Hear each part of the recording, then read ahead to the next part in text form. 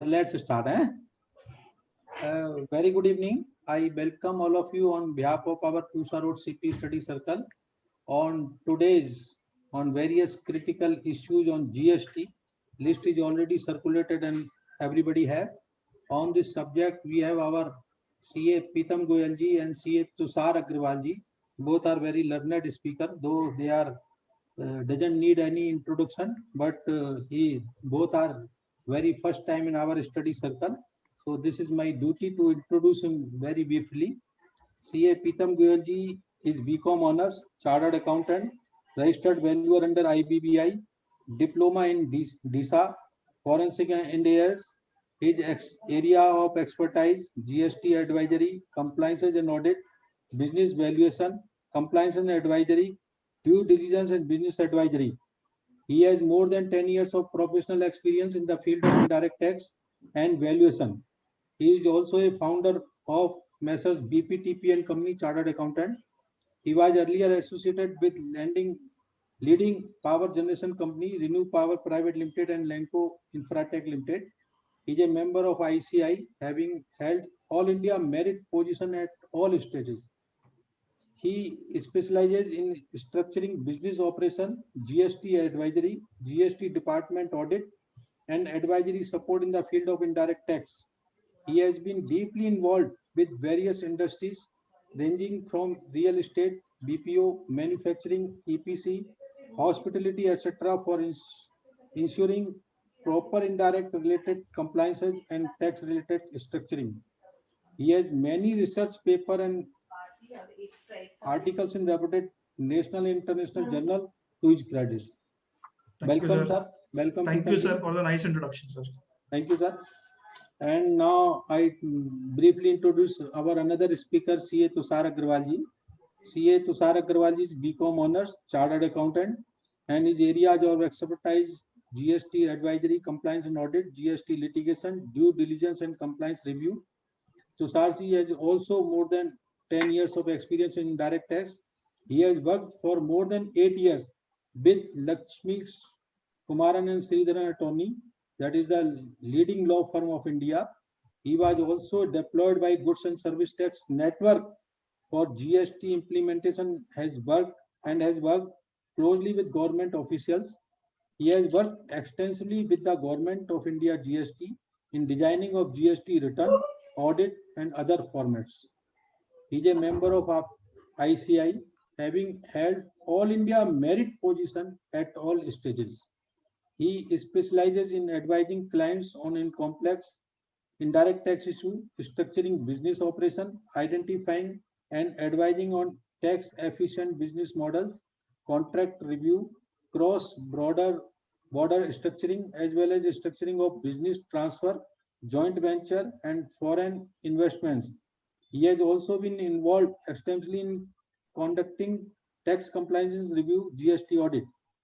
He has been involved deeply with real estate, hospitality, aviation, infrastructure sector, manufacturing, etc. for optimizing their operation in tax optimal manner and ensuring proper compliances over a last decade. He has been an active speaker at various national and international seminars, workshops and conferences organized on indirect taxation. He also has many research papers and articles in reputed national and international journal to his credit. This is the brief profile of our another speaker, CA Tushar Agrawal ji. I welcome both of you, sir. I also welcome Sunil Dhamija ji, Rajiv Kohli ji, Jagjit ji, and Raman Khatuwala ji, and all the attendee. And with this, sir, I hand over to Pitam ji, sir. Yep. Thank Please, you, sir. sir. Thank you. So, very good evening to all the participants. I hope all the participants are staying at home and staying safe. Over to Tushar. Tushar is just sharing the screen. I'm just sharing the screen.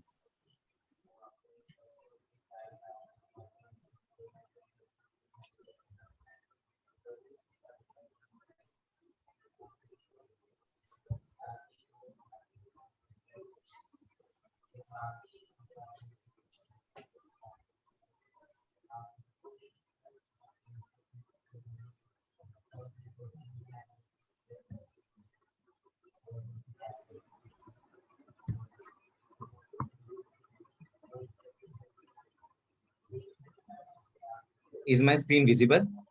Yes, yes, sir, visible, very visible. At the outset, I would like to thank you, Rajesh ji, Sunil ji, and all the official bearers for giving us this opportunity. Good evening to all the participants. I hope you are doing well and taking care of your health. Friends, we are almost about to reach 4 years of GST implementation. 1st July 2021, we will complete 4 years of GST. In last 4 years, we have witnessed hundreds of amendments, notifications, judgments, circulars, advance ruling. The GST law is booming, maturing, and still in development stage. In fact, in last 1 year, we have seen the department has also become active. We have witnessed various notices being issued by the department. We are aware that the DGGI has become very active and scrutinizing the cases very actively. So in this particular webinar, what we have done, we have taken out 10-12 major issues which have been a subject matter of discussion at various platforms, among professionals, amongst taxpayers. So what we will do is that we will discuss each of such critical issue, and then we will also see the possible solution to that issue, and what we as a chartered accountant should advise to our clients कि ultimately इन सारे issues में हम अपने clients को ground level पे क्या advice दें और क्या implement करवाएं. So we will start with our first legal issue, how to handle the departmental notices for difference between GSTR 2A and 3B. Friends, we are aware कि हर किसी को, हर हमारे clients को किसी ना किसी level पे इस type के notices receive हो रहे हैं. कुछ jurisdiction से notices receive होते हैं जहां वो बोलते हैं हमारे 2A और 3B में mismatch है, तो mismatch पे reversal का reason दो, नहीं तो reversal amount जमा करा जाए. कुछ notices DGGI issue कर रहा है, DGGI has also become active और and वो 2A 3B के differences के ऊपर भी काफी investigations कर रहा है. तो इन सभी notices को हम किस तरीके से deal करें, तो हम अपनी पूरी discussion को 3 period में divide करते हैं. पहला period from 1st of July 2017 जब से GST implement हुआ till 8th of October 2019. Why this date is selected? क्योंकि 9th अक्टूबर से एक नया रूल इंसर्ट हुआ था जीएसटी लॉ में, रूल 36(4), जो कहता था कि अगर आपका क्रेडिट 3 में भी ज्यादा है और 2A में कम है तो मैक्सिमम क्रेडिट जो आप ले सकते हो that is 120% of what is coming in 2A. तो 2A प्लस 20% मैक्सिमम इतना क्रेडिट ले सकते हो, और आज उसकी लिमिट 105% है, तो मैक्सिमम क्रेडिट में 2A प्लस 5% ले सकता हूँ. तो एक पीरियड मेरा उस रूल से इंसर्ट करने से पहले हो गया. दूसरा पीरियड मेरा जब वो रूल इंसर्ट हुआ that is 9 October 2019 till recent budget 2021 amendment. ये अमेंडमेंट क्या है कि हम आगे चल के डिस्कस करेंगे. ये हमारा दूसरा पीरियड हो गया जब रूल 36(4) इंसर्ट हुआ था, जहां मेरा क्रेडिट को रिस्ट्रिक्ट कर दिया गया था 120% जो अभी 105% है. Till this budget 2021 amendment becomes effective. अभी तक ये अमेंडमेंट इफेक्टिव नहीं है, इस अमेंडमेंट के डिस्कशन हम करेंगे. और थर्ड पीरियड हो गया जो इस अमेंडमेंट के बाद मुझे किस तरीके से अप्रोच करना है. तो सबसे पहले मैं फर्स्ट पीरियड के ऊपर डिस्कशन स्टार्ट करूंगा, 1st 7 2017 टिल 8 अक्टूबर 2019. जब हम रिकंसिलिएशन करते हैं अपना 2A 3B तो हमें अलग अलग टाइप के वेंडर्स मिलते हैं और अलग अलग टाइप की सिचुएशंस मिलती हैं. तो इन वेंडर्स को हम ब्रॉडली 2 कैटेगरी में डिवाइड कर सकते हैं. फर्स्ट कैटेगरी वो वेंडर्स जिसने अपनी रिटर्न फाइल ही नहीं करी, ना GSTR 1 फाइल करी ना GSTR 3B फाइल कर रखी. So we are not aware उन्होंने क्या किया. मेरे पोर्टल में ना GSTR 2 में आ रहा है, ना ही वेंडर मुझे बता रहा है कि उसने एक्चुअल में टैक्स पे किया है, क्या किया है. So one category of vendor that is vendor B is where GSTR 3B has not been filed. Second category of vendor is जो वेंडर बोल रहे हैं सर हमने टैक्स तो 3B में पे कर दिया है बट हमसे GSTR 1 फाइल करते हुए कोई गलती हो गई थी. मैंने GSTR 1 फाइल करते हुए गलती से B2B की जगह B2C में शो कर दिया था, गलती से मैंने गलत GST नंबर रिकॉर्ड कर दिया था. तो इस टाइप की कुछ क्लरिकल या प्रोसीजरल मिस्टेक होगी जिसकी वजह से मैं GSTR 1 में प्रॉपर्ली अपलोड नहीं कर पाया और आपके 2A में रिफ्लेक्ट नहीं कर रहा, but I have actually filed my 3B और 3B के अंदर उस टर्नओवर के ऊपर मैंने टैक्स सरकार को जमा कर दिया है. तो ये 2 कैटेगरी ऑफ वेंडर्स हो गए. जब भी हम रिकंसिलिएशन करते हैं, कोई भी हमें नोटिस मिलता है, नोटिस के अंदर वो रिकंसिलिएशन डिफरेंसेस पूछते हैं, तो हम जब रिकंसिलिएशन अपना इन हाउस करेंगे, अपना 2A 3B को मैच करेंगे, तो हम अपने वेंडर को इन 2 कैटेगरी में डिवाइड कर सकते हैं. और दोनों कैटेगरी में अब हम देखते हैं कि क्या क्या लीगल आर्गुमेंट्स हमारे पास अवेलेबल हैं ये बोलने के लिए कि हमें ITC रिवर्सल करना क्यों नहीं है. तो सबसे पहले हम क्या करेंगे, ये लीगल आर्गुमेंट डिस्कस करेंगे कि हमारे पास क्या क्या लीगल आर्गुमेंट्स अवेलेबल है नोटिस में लिखने के लिए. फिर हमें प्रैक्टिकली ग्राउंड लेवल पे क्या करना है, वो हम एंड में कंक्लूजन करते हुए डिस्कस करेंगे। तो जब मैं कैटेगरी 1 की बात करता हूँ, वेंडर ए की बात करता हूँ कि जिन्होंने 3B में टैक्स पे कर दिया है बट किसी कारणवश जीएसटीआर 2 में मेरे रिफ्लेक्ट नहीं कर रहा क्योंकि उन्होंने जीएसटीआर 1 में मिस्टेक कर दिया है। GSTR 1 is just a filing statement outward supplies की। तो उस केसेस में जो हमारा एक्सपीरियंस है, हमें वेंडर से एक अंडरटेकिंग या एफिडेविट लेना चाहिए जहां वो क्लियर कट स्पेसिफाई करे कि उन्होंने ये इनवॉइसेस हमें इशू कर रखे हैं और इन इनवॉइसेस के अगेंस्ट उसने 3B के अंदर टैक्स पे कर दिया है, सरकार को टैक्स मिल चुका है, बट उसने जीएसटीआर 1 में ये गलती कर दी थी और इस गलती की वजह से 2A में रिफ्लेक्ट नहीं हो रहा। तो इस टाइप के एफिडेविट्स अगर हम अपने वेंडर से लेते हैं तो उन एफिडेविट्स के बेसिस पे जो नोटिस मेरे को रिसीव हुआ है, उस नोटिस में इन कैटेगरी ऑफ वेंडर्स में जो डिफरेंस आया है, हम क्लियर कट लिख सकते हैं कि ये सारे वो वेंडर्स हैं जिन्होंने एक्चुअल में अपनी 3B फाइल कर रखी है, सरकार को टैक्स पे कर रखा है और किसी कारणवश जीएसटीआर 1 में गलती कर दी जिससे 2A में रिफ्लेक्ट नहीं हो रहा। ये उनके अंडरटेकिंग है, ये उनके एफिडेविट्स हैं जो ये प्रूव करते हैं कि उन्होंने 3B में टैक्स पे कर दिया है और उनके बेसिस पे हम अपना रिप्लाई बना सकते हैं कि it is only a procedural mistake. Time and again, Supreme Court in India, High Courts of India, and tribunals and sisters at various level has held कि procedural lapses के वजह से आपका कोई substantive benefit deny नहीं हो सकता. Like the Supreme Court in Mangalore said, there can be various conditions attached. Some of these conditions may be substantive and mandatory and based on consideration of policy, and some of these conditions may be procedural. आप दोनों को equal importance नहीं दे सकते जो procedural condition है। तो हमने यहाँ कहीं ना कहीं अपनी सब्सटेंटिव कंडीशन फुलफिल कर दी है क्योंकि वेंडर ने एक्चुअल में सरकार को टैक्स पे कर दिया है, सरकार को कोई नुकसान नहीं हुआ है। तो इन कैटेगरी ऑफ वेंडर्स के लिए हमें रिवर्सल करने की कोई जरूरत नहीं है, उनसे हमें एफिडेविट लेना चाहिए, अंडरटेकिंग लेनी चाहिए और वही हमें अपनी नोटिस में रिप्लाई के तौर पर फाइल करनी चाहिए। अब हम दूसरे कैटेगरी ऑफ वेंडर्स डिस्कस करते हैं जिन्होंने ना जीएसटीआर 1 भरी, ना 3B भरी, ना सरकार को पैसा पे किया। उस कैटेगरी ऑफ वेंडर्स के लिए हम क्या करें? मैंने क्रेडिट ले रखा है, मेरे पास वैलिड इनवॉइस है, मैंने वेंडर को पेमेंट कर रखी है, मैंने अपनी सारी कंडीशन सेटिस्फाइड कर रखी है। गलती सप्लायर के एंड पे है, उसने जीएसटीआर 1 फाइल नहीं कर रखा, उसने जीएसटीआर 3B फाइल नहीं कर रखा। तो उस सिचुएशन में जब मुझे नोटिस रिसीव होता है तो मैं क्या क्या ग्राउंड्स ले सकता हूँ लड़ने के लिए? Let us discuss that. तो we will discuss ground number 1। सबसे पहला ग्राउंड और सबसे मेजर ग्राउंड जो हम इन नोटिस में लेते हैं और हमें लेना चाहिए, अगर हम कंडीशन देखें सेक्शन 16 के अंदर मल्टीपल कंडीशंस प्रिस्क्राइब्ड है, तो रेलेवेंट कंडीशन हमारी केस स्टडी के लिए है वो है सेक्शन 16(2)(c) के अंदर जो बोलता है कि सप्लायर को टैक्स की पेमेंट करनी चाहिए। Let us read this condition, very important. Section 16(2)(c) says subject to the provision of section 41 and 43A, the tax charge in respect of such supply has been actually paid to the government either in cash or through utilization of ITC admissible in respect of such supply। तो ये जो section start होता है कैसे start होता है? It is subject to the provision of section 41 and 43A। तो सबसे पहले मुझे 41 एंड 43A को कंप्लाई करना है, तब ये कंडीशन मेरे लिए एप्लीकेबल होगी। तो हम ये देखते हैं कि सेक्शन 41 एंड 43A क्या कहते हैं। जब हम सेक्शन 41 में जाते हैं, सेक्शन 41 बोलता है कि हमें जो भी क्रेडिट मिलता है वो प्रोविजनली मिलता है और फाइनल क्रेडिट मुझे मैचिंग के बाद मिलेगा एज पर सेक्शन 42। जब हम सेक्शन 42 और उसके रूल्स हैं, रूल 69 एंड 71, इन सबको क्यूमुलेटिवली पढ़ते हैं तो उन्होंने ना एक प्रिस्क्राइब्ड मैचिंग प्रिंसिपल्स के प्रोविजंस बना रखे हैं और इन प्रोविजंस में ये लिखा हुआ है कि सप्लायर अपनी इनवॉइसेस अपलोड करेगा जीएसटीआर 1 में, ये सप्लाईज ऑटो पॉपुलेट होंगी, रिसिपेंट एक्सेप्ट रिजेक्ट पेंडिंग जैसे एक्शंस लेगा, रिसिपेंट अपने आप में नई इनवॉइसेस डाल सकता है, ऑटो पॉपुलेट कर सकता है जो फिर से रिफ्लेक्ट होंगी सप्लायर को। अगर कोई मिसमैच है तो उस मिसमैच की रिपोर्ट MIS 1 में दी जाएगी, MIS 2 फॉर्म में दी जाएगी, इसके प्रिस्क्राइब फॉर्मेट है। तो जिस तरीके से हमारा सेक्शन ड्राफ्टेड है, सेक्शन 42 रेड विद रूल 69 71, ये सारे प्रोविजंस मैचिंग प्रिंसिपल्स उस टाइम ड्राफ्ट हुए थे जब गवर्नमेंट ने कॉन्टेम्पलेट किया था कि जीएसटीआर 1, 2, 3 ये तीनों के तीनों रिटर्न्स चलेंगी। But we are aware friends कि जीएसटीआर 2 और जीएसटीआर 3 गवर्नमेंट ने अबेंस में कर दिया है। आज की तारीख में जो कॉन्सेप्ट चल रहा है वो है जीएसटीआर 1 जो मेरे आउटवर्ड रिटर्न्स है, जीएसटीआर 3B जिसके बेसिस पे मैं टैक्स पे कर सकता हूँ, कंसोलिडेटेड 1 and 2 पेजर फॉर्म है। Then we have GSTR 2A and 2B जो सिर्फ एक रिपोर्ट है कि मेरे सप्लायर ने कहाँ टैक्स पे किया है।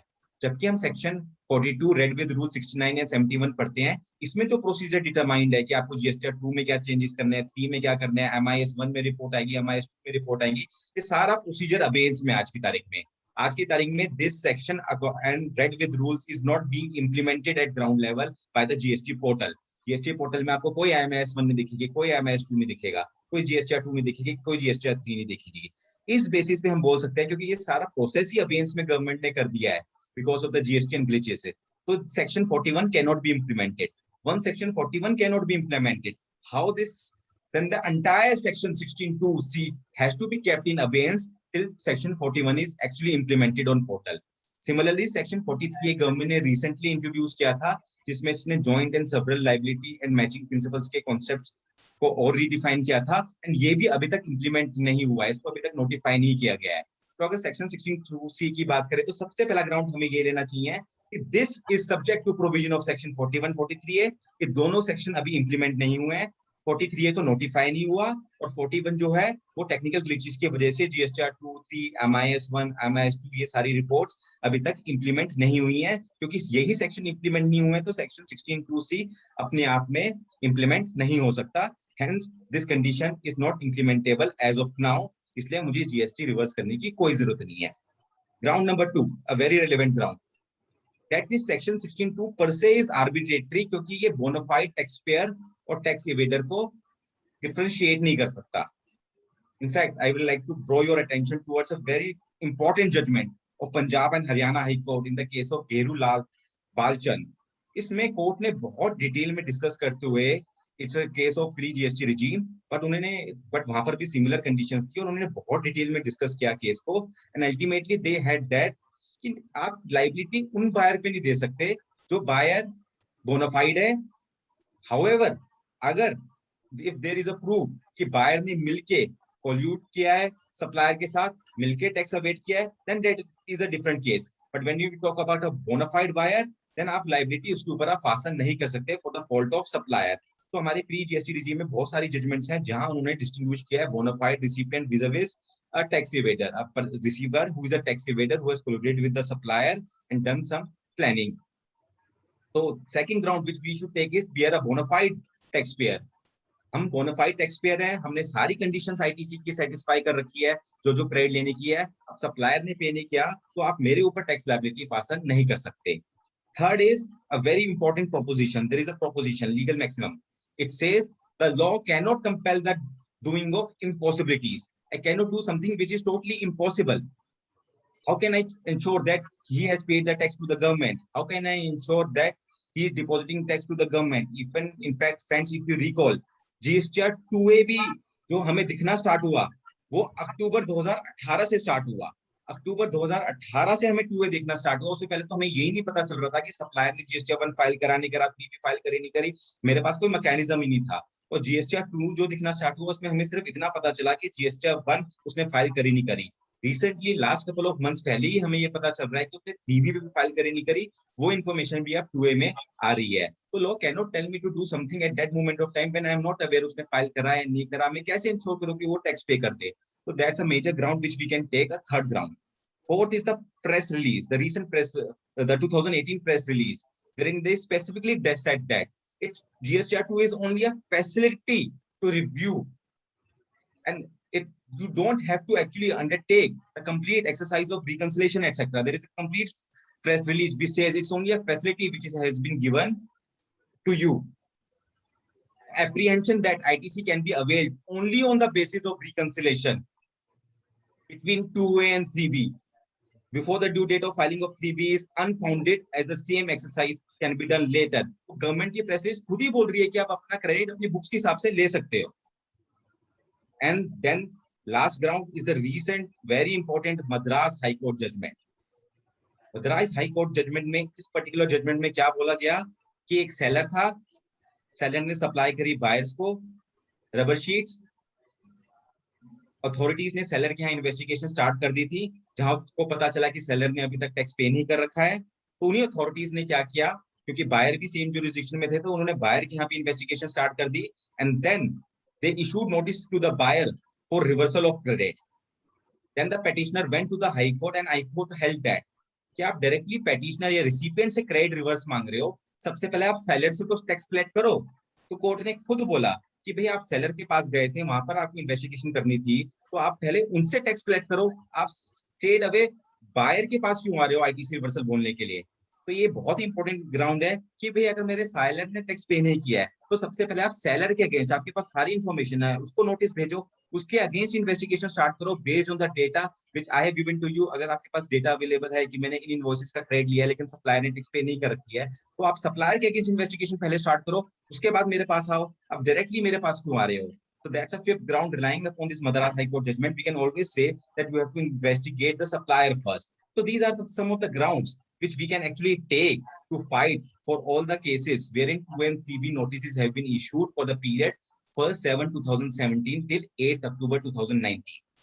Friends, इसमें एक प्रैक्टिकल अप्रोच जो हम अपने क्लाइंट को एडवाइस करते हैं वो ये करते हैं कि जब इस टाइप की नोटिस आते हैं ना ज्यूरिसडिक्शन से या डीजीजीआई से या डिपार्टमेंटल ऑडिट के दौरान जब ये मुद्दे उठते हैं, तो उस केसेस में होता क्या है, डिपार्टमेंटल ऑफिसर इन ग्राउंड्स को ग्राउंड लेवल पे मानते नहीं है।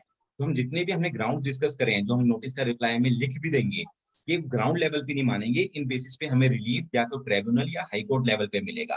तो ग्राउंड लेवल पे क्या किया जाए? तो हमारी अप्रोच क्या रहती है, हमने अपने क्लाइंट्स को 2 पार्ट में डिवाइड कर रखा है। एक क्लाइंट जिसका क्वांटम रीजनेबल है विज़ जिसका आईटीसी रिवर्सल का 2 3B मिसमैच का क्वांटम रीजनेबल है विज़ हिज बिजनेस साइज, उस केसेस में we advise our client to fight the case, not deposit anything and give a proper legal reply. Second situation वहां आती है जहां अमाउंट छोटे छोटे होते हैं। फॉर एग्जांपल किसी स्टेट में मेरा डिपो है, वहां पर अमाउंट सिर्फ 40,000 रुपए का रिवर्सल का आ रहा है, किसी स्टेट में 60,000 रुपए है, किसी स्टेट में 1 लाख रुपए है। एकदम ऐसा अमाउंट होता है जो बहुत सब्सटेंशियल नहीं होता विज़ the size of the company, और उस केस में लड़ने में कहीं ना कहीं मेरी लिटिगेशन कॉस्ट ज्यादा लग जाएगी विज़ द टैक्स डिस्प्यूट अमाउंट। तो उस सिचुएशन में हमारा एडवाइस रहता है कि जो हमें नोटिस मिलता है हम नोटिस में ये सारे ग्राउंड्स दें और एंड में हम बोले कि हमारे हिसाब से रिवर्सल नहीं बनता, but to buy peace of mind we are reversing under protest. हम अंडर प्रोटेस्ट रिवर्स करें with the right to reclaim the same later on.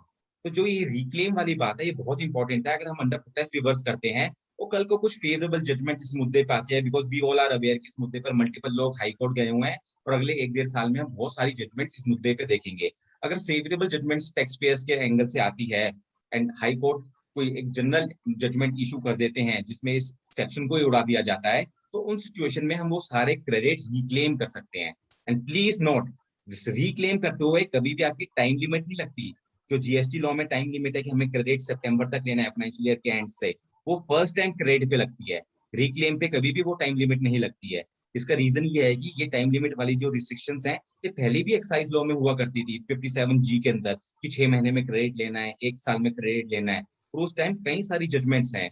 There is a Calcutta High Court of Rahi Industries, there is Orgando Firmo, there is a government circular of 2014 sandwich credit rules के अंदर, जहां उन्होंने खुद बोल रखा है कि ये टाइम डेट में हमेशा फर्स्ट टाइम क्रेडिट पे लगेगी, कभी भी रिक्लेम ऑफ क्रेडिट पे नहीं लगेगी। और उसका रीजन ये दे रखा है कि जब आप रिक्लेम करते हो, रिवर्स करने के बाद दोबारा रिक्लेम करते हो, तो आप रिवर्सल को नलिफाई कर रहे हो, कोई क्रेडिट नहीं अवेल कर रहे हो, आप रिवर्सल को नलिफाई कर रहे हो।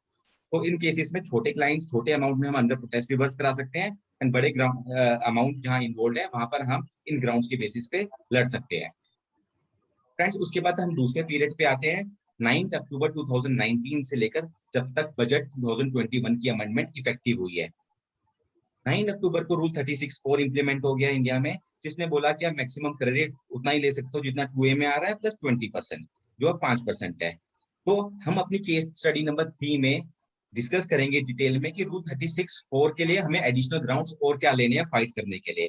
और जो प्रीवियस ग्राउंड्स हमने पहले पीरियड के लिए डिस्कस करे हैं वो सारे रेलेवेंट रहेंगे इस पीरियड में भी।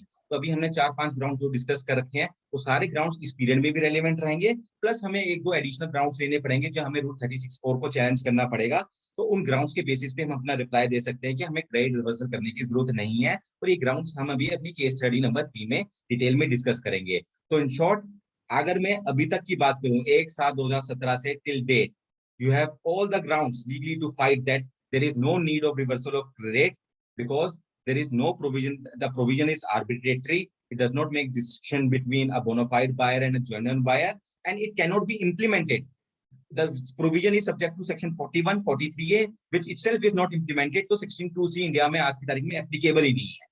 इस grounds के basis पे good case to fight, but we are not suggesting that we don't do reconciliations. हमें रिकंसिलेशन रेगुलरली करनी है, रेगुलरली फॉलो अप करना है। ये सब उन्हीं केसेस के लिए है कि जिन केसेस में ऑलरेडी एक डिफॉल्ट हो चुका है and we have to legally fight. Friends, इस बजट में जो अमेंडमेंट हुई है that is very very important. ये अमेंडमेंट अभी इफेक्टिव नहीं हुई है। ये बजट की कोई भी अमेंडमेंट इफेक्टिव कब होती है? जब सेंटर बिल पास कर देता है जो ऑलरेडी कर चुका है। उसके बाद सारे स्टेट्स को करना पड़ता है ऑल ओवर इंडिया। जब सारी स्टेट्स ये बिल को अपनी स्टेट लेजिस्लेचर में पास कर देगी और गवर्नमेंट एक डेट नोटिफाई करेगी, तब जाके ये पर्टिकुलर अमेंडमेंट इफेक्टिव होगी। और ये अमेंडमेंट है क्या, हम डिस्कस करते हैं। इस अमेंडमेंट में क्लियर कट उन्होंने कह दिया है, उन्होंने कंडीशन जो सेक्शन 16 के अंदर प्रिस्क्राइब कर रखी हैं, इन सेक्शन 16 की कंडीशंस में उन्होंने क्लियरली एक कंडीशन ऐड कर दी है कि रिसिपेंट को क्रेडिट तभी मिलेगा जब सप्लायर अपना इनवॉइस जीएसटीआर 1 में अपलोड कर दे, जो मुझको रिसिपेंट को रिफ्लेक्ट करे जीएसटीआर 2A 2B में के अंदर।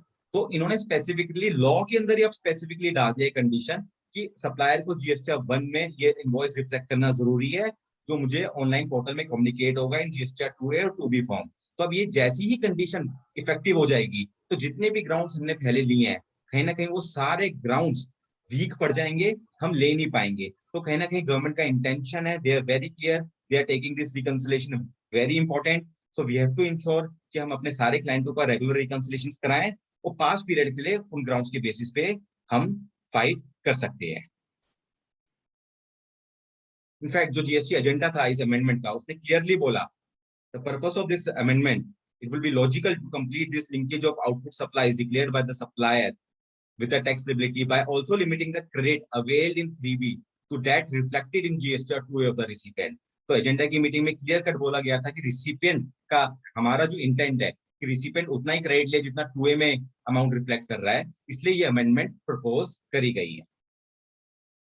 Now let us move to our second case study. Friends, another condition for availing ITC in GST law is that I have to make payment within 180 days from the date of issue of invoice to the supplier। Supplier को मुझे 180 दिन के अंदर payment करनी है। अगर मैं supplier को 180 दिन के अंदर पेमेंट नहीं करता from the date of issue of invoice, तो मुझे अपना आईटीसी का जो अमाउंट है उसको पे करना है अलोंग विद इंटरेस्ट। सेक्शन 16(2) ये बोलता है। अब इसमें हमारा particularly because of Covid reasons कई बार क्या होता है, सप्लायर और रिसिपिएंट आपस में एग्री कर लेते हैं कि हम जो पेमेंट करेंगे that will stretch to 1 year, कि मैं 25% फर्स्ट क्वार्टर में पेमेंट करूंगा। से मैंने कोई गुड सप्लाई करे हैं 1 CR के, मेरे रिसिपिएंट ने मुझसे एग्री कर लिया है कि भाई इसकी जो पेमेंट है फर्स्ट क्वार्टर के एंड में 25%, सेकंड क्वार्टर के एंड में 25%, थर्ड क्वार्टर के एंड में 25% and remaining at the end of fourth quarter 1 year में स्प्रेड है। अब ये जो पेमेंट जो 1 ईयर में स्प्रेड करी गई है, जिसमें से 180 दिन के अंदर तो मेरे को सिर्फ 50% पेमेंट आई है, रिमेनिंग 50% पेमेंट जो मुझे 180 दिन के अंदर नहीं आई, क्या मुझे इसमें आईटीसी रिवर्सल करना है इस सेक्शन के अंदर इस कंडीशन की वजह से? Friends, if you see this condition starts with a clause where a recipient fails to pay to the supplier. तो उसमें वर्ड क्या लिखा है? Where a recipient fails to pay. तो वर्ड यूज है फेल्स टू पे। जब हम fails to पे की बात करते हैं तो ये जो टर्म है फेल्स टू पे, जो ये फ्रेज है फेल्स टू पे, ये time and again various jurisprudence में एनालाइज हुआ है। What you mean by fails to pay? Courts have held, including the very important judgment of Malaysian Airline, have held that fails to pay can occur only when there was an obligation to pay within that period. The failure तभी हो सकता है जब आपके पास obligation थी पे करने की। अगर आपके पास obligation ही नहीं थी पे करने की, then that is not a failure. हमारे केस में जो remaining 50% है, there was never an obligation to pay within 180 days. In fact, both the parties had agreed कि हम थर्ड क्वार्टर के एंड में पेमेंट करेंगे या फोर्थ क्वार्टर के एंड में रिमेनिंग पेमेंट करेंगे। तो इस सिचुएशन में in my view it is a very good case to argue that this clause will not be triggered. अगर हमने कॉन्ट्रैक्चुअली सप्लायर और रिसिपिएंट ने एग्री कर लिया है कि ये रिवर्सल हम या पेमेंट इस टाइम पे इस माइलस्टोन के बेसिस पे करेंगे। However at ground level department may not agree, और ये सारी जो इंटरप्रिटेशनल इश्यूज हैं सर, ये सारी चीजें ऐसी हैं जो इंडिया में tribunal level, high court level, supreme court में लेवल पे ही जाके सस्टेन होंगी। ये सारी इंटरप्रिटेशंस ग्राउंड लेवल का आपके कमिश्नर अपील लेवल तक कोई नहीं मानेगा। वो तो बोलेंगे 180 दिन के अंदर पेमेंट नहीं करी, आप रिवर्सल करो। प्रैक्टिकली बड़े बड़े कॉर्पोरेट्स, बड़ी बड़ी लिस्टेड कंपनीज ने ग्राउंड लेवल पे ये स्टैंड लिया है कि अगर हम दोनों ने म्यूचुअली एग्री कर लिया है, then it is not a failure to pay and this clause will not be triggered. Second case study related to this only is that, अगर हम इस सेक्शन को ध्यान से देखें सर, इस सेक्शन में क्या लिखा है? अगर आपने 180 दिन के अंदर पेमेंट नहीं करी तो आपको करना क्या है? An amount equal to input tax credit availed by the recipient shall be added to his output tax liability along with interest in such manner as may be prescribed। तो इसमें क्या लिख रहा है? आपके आउटपुट टैक्स लाइबिलिटी में हम add कर देंगे। कैसे ऐड करेंगे? As per the manner prescribed. Manner क्या है? मैनर में उन्होंने स्पेसिफिकली रूल्स बना रखे हैं, रूल 37, जिसमें लिखा गया है कि ये हम आपके आउटपुट लायबिलिटी में ऐड जीएसटीआर 2 के बेसिस पे करेंगे। जो आप जीएसटीआर 2 फॉर्म भरेंगे, अगर हम देखें जीएसटीआर 2 फॉर्म जो हम भरेंगे उसके बेसिस पे ऐड करेंगे। And friends, we are aware कि आज की तारीख में जीएसटीआर 2 फॉर्म इंप्लीमेंट ही नहीं है। आज की तारीख में जीएसटीआर 2 फॉर्म इंडिया में अभी इंप्लीमेंट ही नहीं हुआ है। तो इनफैक्ट इस कंडीशन को जिस तरीके से उन्होंने ये सेक्शन ड्राफ्ट किया हुआ है, ये सेक्शन में जिस तरीके से उन्होंने लिखा है कि आपकी आउटपुट लायबिलिटी में हम ऐड करेंगे along with interest in such manner as may be prescribe, तो आउटपुट लायबिलिटी में ऐड करने का कोई मैकेनिज्म ही नहीं है। एट बेस्ट में क्या कर सकता हूँ, 3B में सिर्फ रिवर्सल कर सकता हूँ। दूसरा, इंटरेस्ट की जब बात कर रखी है तो इसमें सिर्फ इतना लिखा है along with interest. There is a supreme court judgement, very important sir, बहुत इंपॉर्टेंट है एक चीज, supreme court judgement of Indian Carbon, जो स्पेसिफिकली बोलती है कि इंटरेस्ट जैसे प्रोविजन सब्सटैंशिएटिव प्रोविजन होते हैं और आपको ये प्रोविजन सेक्शन में डालने चाहिए क्लियर कट, ये बोलते हुए कि इंटरेस्ट लगेगा कब से कब तक लगेगा, ये दोनों चीजें क्लियरली डिफाइन होनी चाहिए। जबकि अगर हम देखें सेक्शन 2C में, सेक्शन 16(2) के अंदर ये कहीं नहीं लिखा है कि इंटरेस्ट कब से कब लगेगा, ये उन्होंने रूल में लिखा है। एंड रूल में लिखने का मतलब है it's a case of excess delegation. ये सारी चीजें as per Indian carbon judgement, supreme court judgement and as per JK synthetic supreme court judgement, very landmark judgement, वो judgement says that it is a substantive provision, interest का provision हमेशा section में होना चाहिए along with कब से कब तक लगेगा, किस मैनर में लगेगा, ये सारी चीजें होनी चाहिए, तभी हम कह सकते हैं कि सब्सटैंशिएटिव प्रोविजन उन्होंने एक्ट में लिखा हुआ है। जबकि हमारे एक्ट इस तरीके से डिफाइंड नहीं है, ये सारी चीजें इन्होंने रूल्स में बताई हुई है। तो basis all this discussion, practically what I want to say is that even जो हमारे नॉर्मल केसेस हैं जहां हमने 180 दिन के अंदर पेमेंट नहीं कर रखी है और अब सप्लायर और रिसिपिएंट ने आपस में एग्री भी नहीं किया हुआ, हमें पेमेंट 30 डेज में ही करनी थी बट 180 दिन तक पेमेंट नहीं करी है, उस केसेस में what we are ground level advising our client is, ठीक है कोई बात नहीं, आपने 180 दिन के अंदर पेमेंट नहीं करी है, एज पर द लॉ आप क्रेडिट रिवर्स कर दो 3B में, लेकिन आप अभी इंटरेस्ट पे मत करो, आप 3B में क्रेडिट रिवर्स कर दो, फिर जब भी आप पेमेंट करोगे आप क्रेडिट वापिस ले लेना, बट आपको इंटरेस्ट पे करने की जरूरत नहीं है, क्योंकि इंटरेस्ट का जो प्रोविजन है वो पोरली ड्राफ्टेड है and there are high chances कि हाई कोर्ट लेवल में we get favourable order that no interest is leviable in such situations. And interest के ऊपर कोई इंटरेस्ट तो होता नहीं है, कल को डिपार्टमेंटल ऑडिट होता है, कोई आता है आपसे इंटरेस्ट मांगता है, आज भी आपको वही कंपोनेंट पे करना है इंटरेस्ट का, बाद में भी वही कंपोनेंट पे करना है इंटरेस्ट का, तो ये एक ऐसा अमाउंट है जो आपको सुमोटो पे करने की जरूरत नहीं है, आप अपना क्रेडिट रिवर्स कर दीजिए और जब भी आप पेमेंट करेंगे आप क्रेडिट रिअवेल कर लीजिए, अलग से इंटरेस्ट पे करने की कोई जरूरत नहीं है। This now we will come to our next case study number 3. Over to you, Peetam. Yeah, fine. Just in continuation of our first case study with regard to reversal of credit pertaining to 2A and 3B reconciliations. अब अगर हम GST law की irony देखें friends, irony is such 1 जुलाई 2017 से GST law start हुआ। 2017 से there was a mechanism prescribed under section 16 which Tushar has explained in case study number 1, wherein there was specific mechanism for reversal and mechanism was specified under section 41, but वो mechanism कभी भी technical glitches की वजह से start ही नहीं हुआ, it was kept in abeyance. अगर हम उसके बाद की आयरनरी देखें तो फ्रेंड्स अक्टूबर 2018 के अंदर डिपार्टमेंट इंट्रोड्यूस रूल 36(4) विज़ अगर हम बात करें 2A reconciliations, 2A reconciliations 2A जो एज अ टैक्स पेयर्स को शो होने लगी, it started reflecting only in October 2018। October 2019 में रूल 36(4) गॉट इम्प्लीमेंटेड। 1 जनवरी 2021 की बात करें friends, so what GST council has done, they have introduced another form in the name of GSTR 2B. So now there is again GSTR 2B, 2A, rule 36(4) compliance, GSTR 3B and our books. अगर हम 36(4) rule को देखते हैं friends, what does this rule 36(4) states? Rule 36(4) states input tax credit to be availed by a registered person in respect of invoice or debit notes, the details of which has not been furnished by the supplier under subsection 1 of section 37 in GSTR form GSTR 1, or using invoice furnishing facilities shall not exceed 5% of the eligible credit available in respect of invoice or debit notes, the details of which has been uploaded by the supplier in GSTR 1. Means जितना भी invoice, जो भी invoice मेरे supplier ने GSTR 1 के through, R1 के through file कर दिए हैं, that will be a eligible credit for me as per rule 36(4) with a provisional credit in addition to that, a provisional credit of 5%. जो भी मेरे GSTR 1 मेरे सप्लायर्स ने फाइल कर दी है, pertaining to that amount plus 5% provisional credit will be allowed to me as a ITC, valid ITC as per rule 36(4) for filing my 3B returns. अब हम ये देखते हैं GSTR 1 जो मेरा सप्लायर फाइल करता है, the GSTR 1 filed by my supplier, how does it gets auto populated in my GSTR 2A or 2B, whatever the case may be. Just to understand this, we are taking 3 examples, 3 different scenarios. First scenarios, suppose there was an invoice dated 1st January 2021. 1st January 2021 को मेरे supplier ने एक invoice raise करा।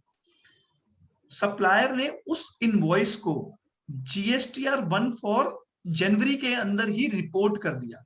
Means जो भी उसने GSTR 1 जनवरी की file करी है, जनवरी के GSTR 1 के अंदर ये इनवॉइस नंबर उसने फर्निश कर दिया है। सब्सिक्वेंटली उसने with in time period, that is 11th of February, next month, 11th February 2021 तक, he has also filed his return. उसने रिपोर्ट भी जनवरी 2021 की रिटर्न में करा है और उसने रिटर्न भी 11th February 2021 तक फाइल कर दिया है। As soon as he files the return for the month of January, the said amount will be auto populated in my GSTR 2A as well as 2B for the month of January itself, friends.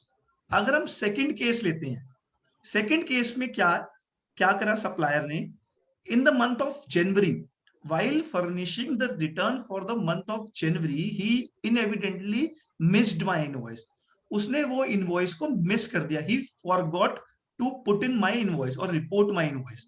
So after I reminded him, he furnished that invoice or reported that invoice which was dated 1st January 2021 in the month of March. March 21 की return के अंदर उसने वो invoice को report करा and subsequently he filed his return for the month of March within the due date, within the prescribed time limit, that is 14th of April. March की GSTR 1 11th of April तक he has filed that. Once he files that, the same amount of ITC which he has reported in the month of March pertaining to January invoice will be auto populated in my 2A as well as 2B of March itself. Coming to the third scenario, when we talk about third scenario facts are such कि मेरे supplier ने GSTR 1 file ही नहीं करी है। He has not filed the return at all. मार्च के month में मैंने अपने सप्लायर को बोला please file your returns for the month of January. In the month of March, I am telling him to file the return for the month of January itself. So मेरे supplier ने जो 1st जनवरी का invoice था, he has reported that in January month itself.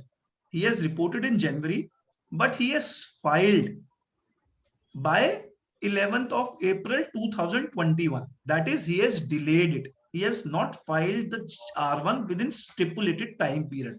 So इस case में अगर हम देखें तो GSTR 2A as a recipient, अगर मैं GSTR 2A अपना ओपन करता हूं, एक्सट्रैक्ट या डाउनलोड करता हूं for the month of January, it will be shown or it will be reflected in the month of January itself.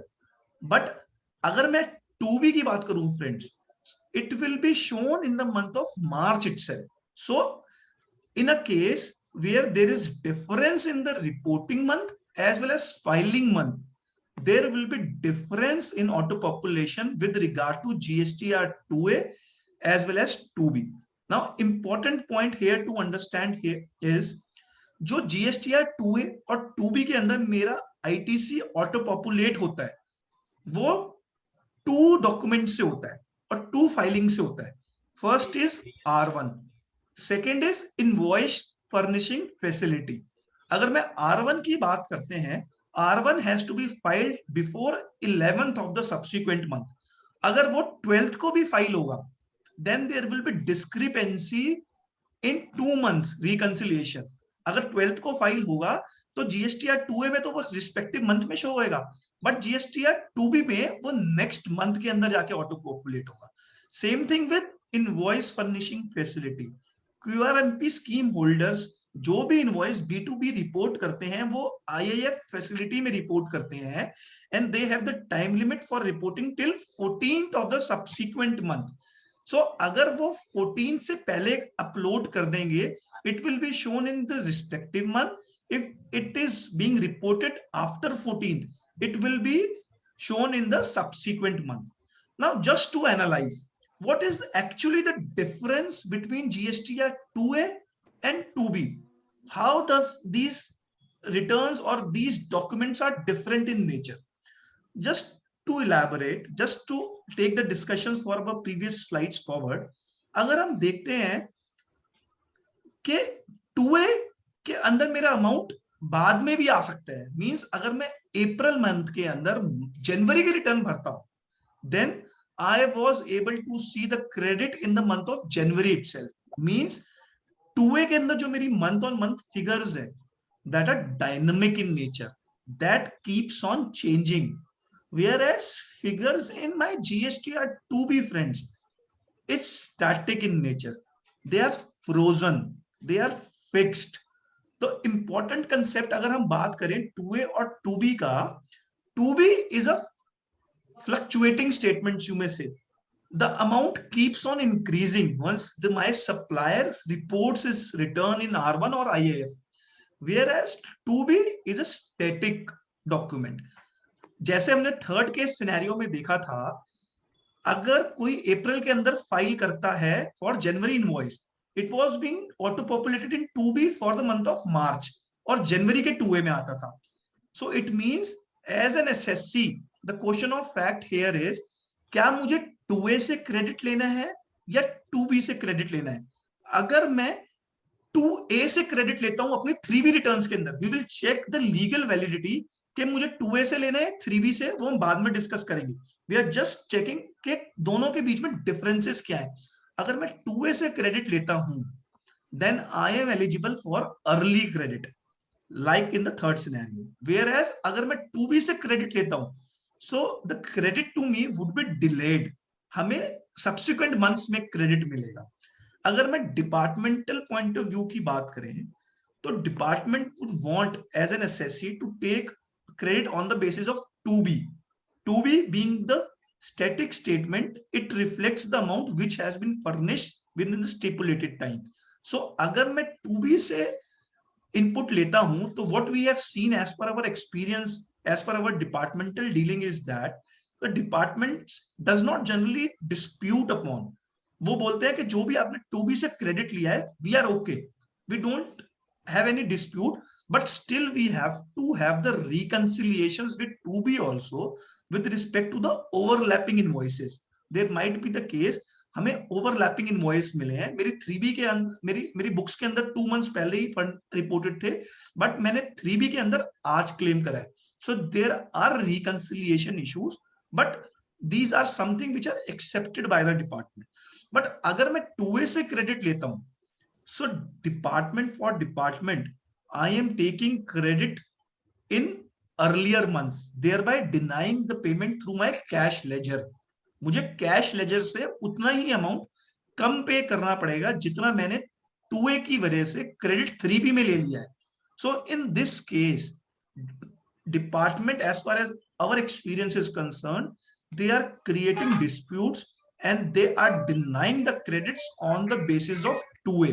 अगर मैं बात करूं, there are more reconciliation issues क्योंकि I need to map my invoice along with 2A pertaining to previous months also. 2B के अंदर static थी, तो मुझे सिर्फ करंट मंथ लेना था, अगले महीने का लेके I am doing my reconciliations. Whereas अगर मैं 2A के बेसिस पर reconciliations करता हूं friends, I need to download my 2A returns for all previous months. Because of simple reason, supplier could have furnished their R1 for previous months, thereby increasing my amount for previous months. So there are more reconciliations issues. Friend, अगर हम just when we talk about for 2A and 2B, as an assessee अगर मैं बात करूं, there is no loss of credit. चाहे मैं 2A से लूं, चाहे मैं 2B से क्रेडिट लूं, there would be no loss of credit. It is just I am getting the credit delayed by 1 month. That is the only difference. अब हम एज ए लीगल आंसर की बात करें कि हमें किस डॉक्यूमेंट के बेसिस पे क्रेडिट लेना चाहिए, to that friends, अगर हम बात करें, there are 2 answers attached to it. One is legal answer and one is commercial answer. अगर मैं लीगल आंसर की बात करें friends, if we see rule 36(4), rule 36(4) क्या बोलता है? रूल 36(4) बोलता है कि मुझे क्रेडिट सिर्फ उस इनवॉइसेस का मिलेगा जो इनवॉइस मेरे सप्लायर ने, my supplier has furnished in GSTR 1 or R1.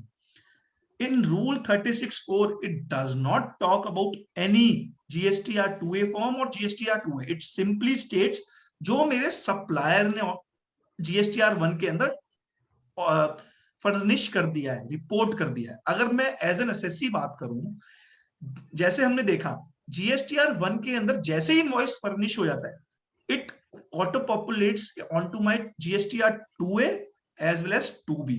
So rule 34 per se अगर हम बात करें, it does not differentiate between GSTR 2A as well as 2B. In addition, friends, second ground, there is one more circular issued by department themselves in the year 2019, wherein they have stated that 2A being a dynamic document, we can take credit on the basis of 2A itself. Department ने themselves have issued a circular stating that कि हम जो भी मेरा 2A में amount आ रहा है उसके बेसिस पे मैं क्रेडिट लेके अपनी रिटर्न फाइल कर सकता हूं. सो अगर हम लीगली बात करें, सेक्शन 16 थर्ड ग्राउंड, सेक्शन 16 की बात करें, 16 के अंदर भी इट क्लियरली स्पेसिफाइज सेक्शन 39 के थ्रू जो मैं रिटर्न्स फाइल करता हूं, that is my condition and that is 3B. So अगर मैं कॉन्ट्ररी देखूं, so law, act, section, rules does not differentiate कि मैं किसके बेसिस पे क्रेडिट ले सकता हूं. So legally speaking friends, as an tax professional, in our view, credit from 2A और 2B, anything is possible, but from the departmental point of view, they are creating disputes. कि अगर मैं 2B के basis पे credit लेता हूं, they are not creating disputes. 2A के basis पे लेता हूं, they are creating disputes.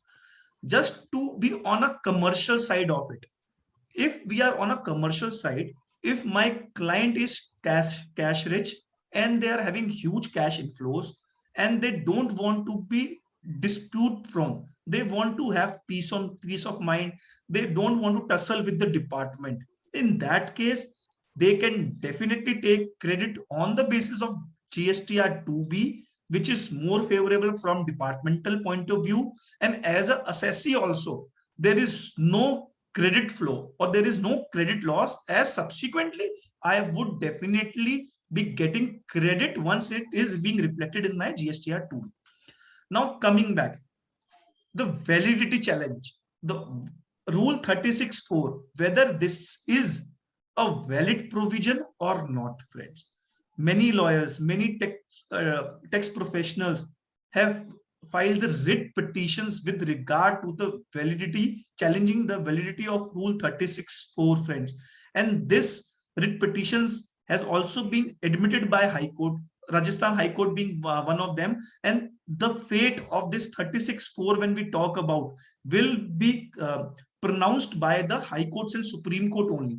But when we talk about the grounds, friends, जैसा हमने केस स्टडी 1 में देखा, जब 39th जीएसटी काउंसिल मीटिंग हुई थी, they have discussed the lengths and breadths with regard to validity of rule 36(4), and they themselves have came up with an amendment in section 16 subsection A, subsection 2, subsection AA.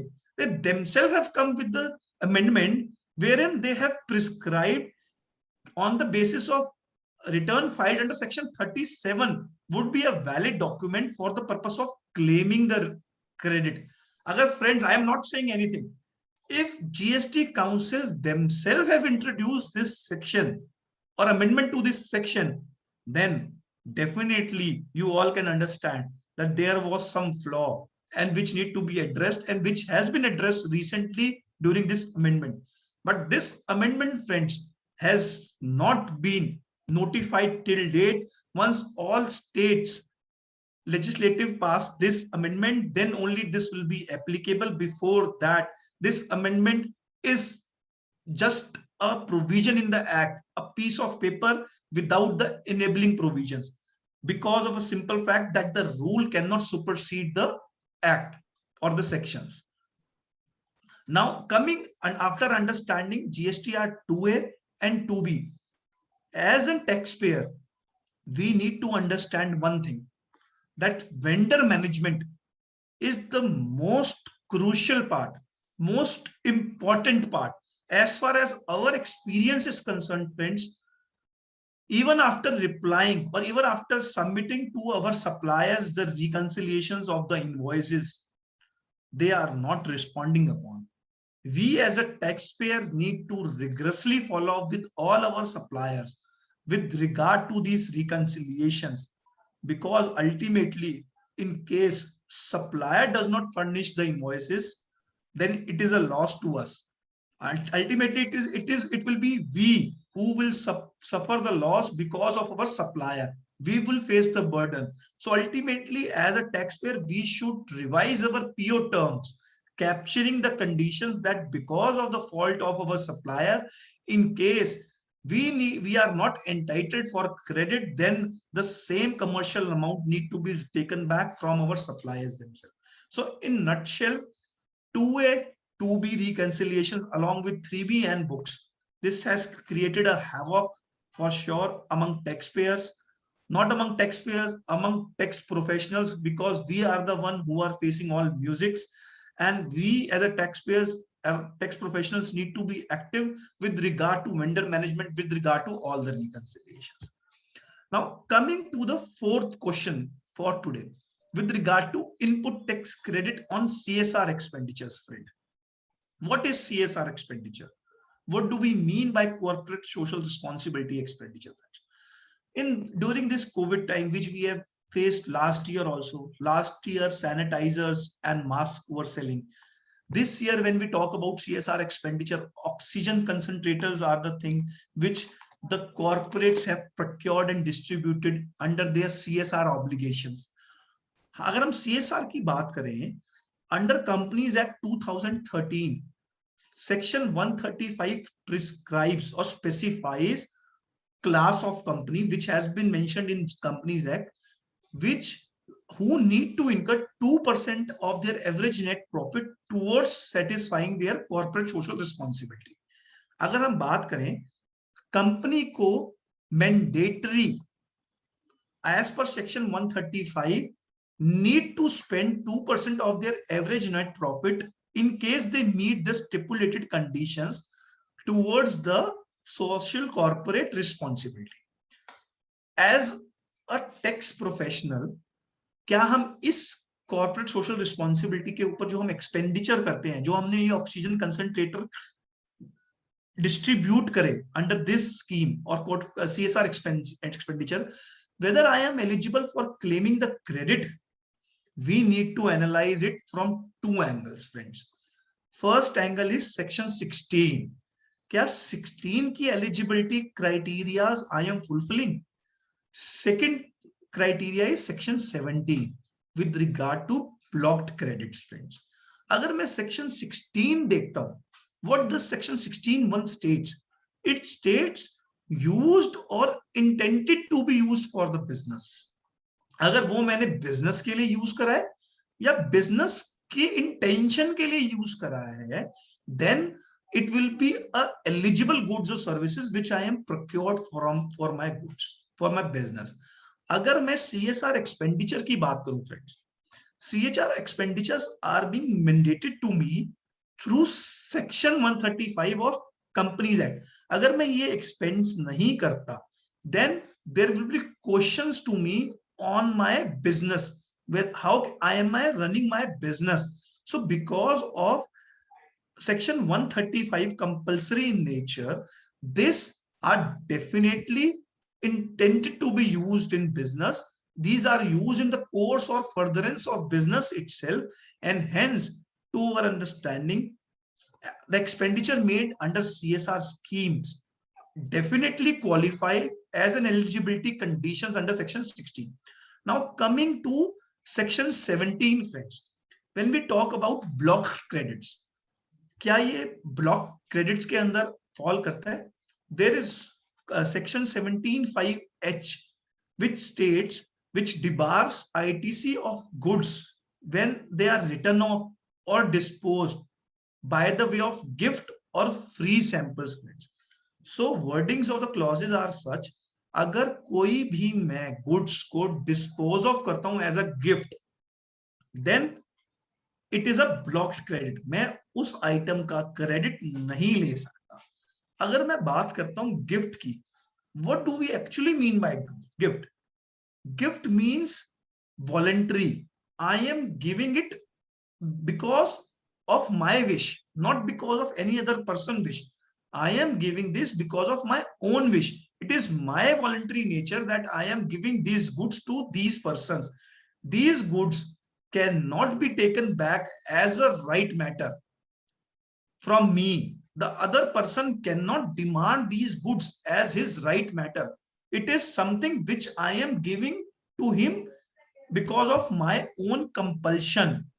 Whereas in case of a CSR expenditure, friends, when we talk about, it is an obligation to me. What do we mean by an obligation? Obligation means mandatory in nature, defined through a statute, that if I am not able to give this, then there will be liability arising.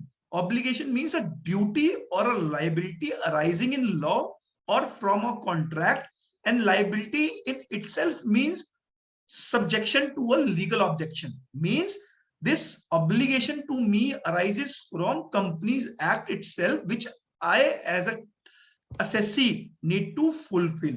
So after analyzing it from section 16 and section 17, when we talk about, friends, it is very much clear that ITC can be claimed over the same. Now coming to the advance ruling authorities, decisions by advance ruling. UP Dwarkadhish Sugar Industries Limited, when we talk about, friends, it's again an advance ruling authority decisions, UP advance ruling authority decision, which states that these expenditures are in the course of business and not debarred under section 17(5), and hence the assessee or the taxpayer are eligible to claim the expenditures under this scheme or the CSR expenditure. Now as a firm, as a stand of a firm, when we talk about, friends, definitely these CSR expenditures में जो भी हमने oxygen concentrators इस CSR activities के तहत under this CSR scheme we have given it free, definitely in our view the ITC of these oxygen concentrators can be taken and can be availed.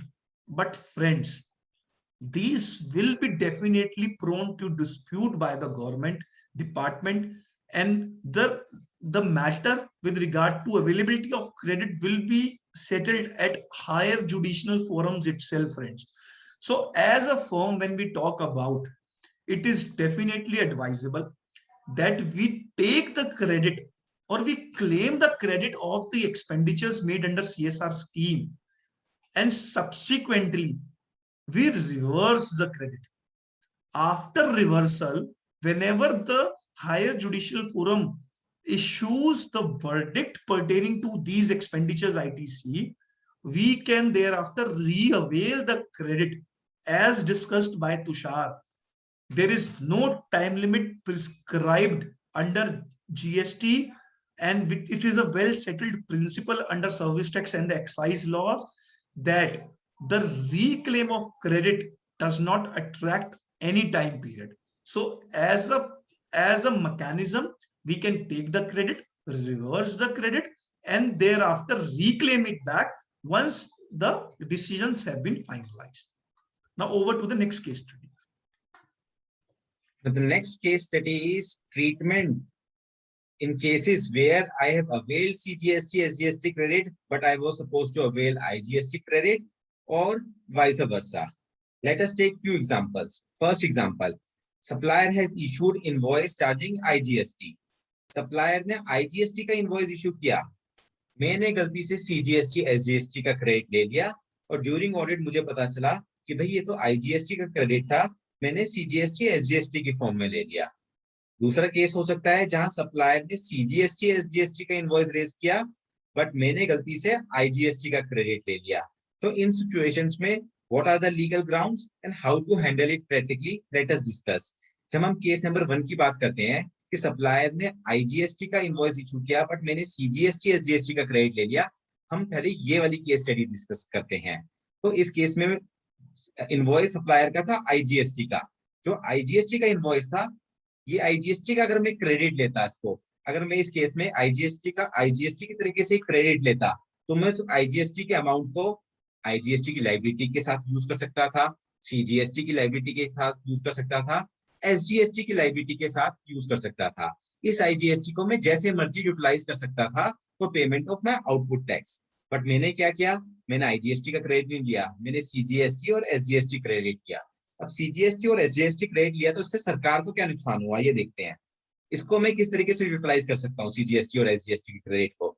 CGST को मैं IGST के against utilise कर सकता हूँ या CGST के. Similarly SGST को मैं SGST के अगेंस्ट यूटिलाइज कर सकता हूँ या IGST के अगेंस्ट. अगर देखा जाए तो इस केस में हुआ क्या है, जो मुझे IGST का क्रेडिट लेना था, मैंने IGST ना लेके CGST, SGST ले लिया, बट इससे सरकार को कोई फर्क नहीं पड़ा, रेवेन्यू को कोई फर्क नहीं पड़ा, क्योंकि अगर मैं IGST की तरह ही लेता, मैं वैसे भी इसको तीनों जगह यूज कर सकता था. अब CGST, SGST की तरह ले लिया तो मैं इसको लिमिटेड ही यूज कर सकता हूँ, इससे मुझे कोई फायदा नहीं हुआ. It's a revenue neutral situation. जब हम GST में revenue neutral, friends, it's very important to know, बहुत इंपॉर्टेंट पॉइंट. जब हम रेवेन्यू न्यूट्रलिटी की GST में बात करते हैं, हमें सरकार को एक सरकार नहीं समझना है कि सरकार को कोई फर्क नहीं पड़ा, हमें ये समझना है कि सेंटर के रेवेन्यू को भी फर्क नहीं पड़ा और रिस्पेक्टिव स्टेट्स के रेवेन्यू को भी फर्क नहीं पड़ा. आई रिपीट, सेंटर के रेवेन्यू को भी फर्क नहीं पड़ा और रिस्पेक्टिव स्टेट्स के रेवेन्यू को भी फर्क नहीं पड़ा. तो इस केसेस में जो हमारी फर्स्ट केस स्टडी है, इस केस स्टडी के अंदर सब केस स्टडी है, इस केस स्टडी के अंदर हमने IGST क्रेडिट की जगह जो CGST, SGST ले लिया, इससे गवर्नमेंट को कोई नुकसान नहीं हुआ. फिर there is a possible argument and the possible concept called revenue neutrality. There is a principle called revenue neutrality to time and again High Court, Supreme Court, tribunals में upheld किया गया है.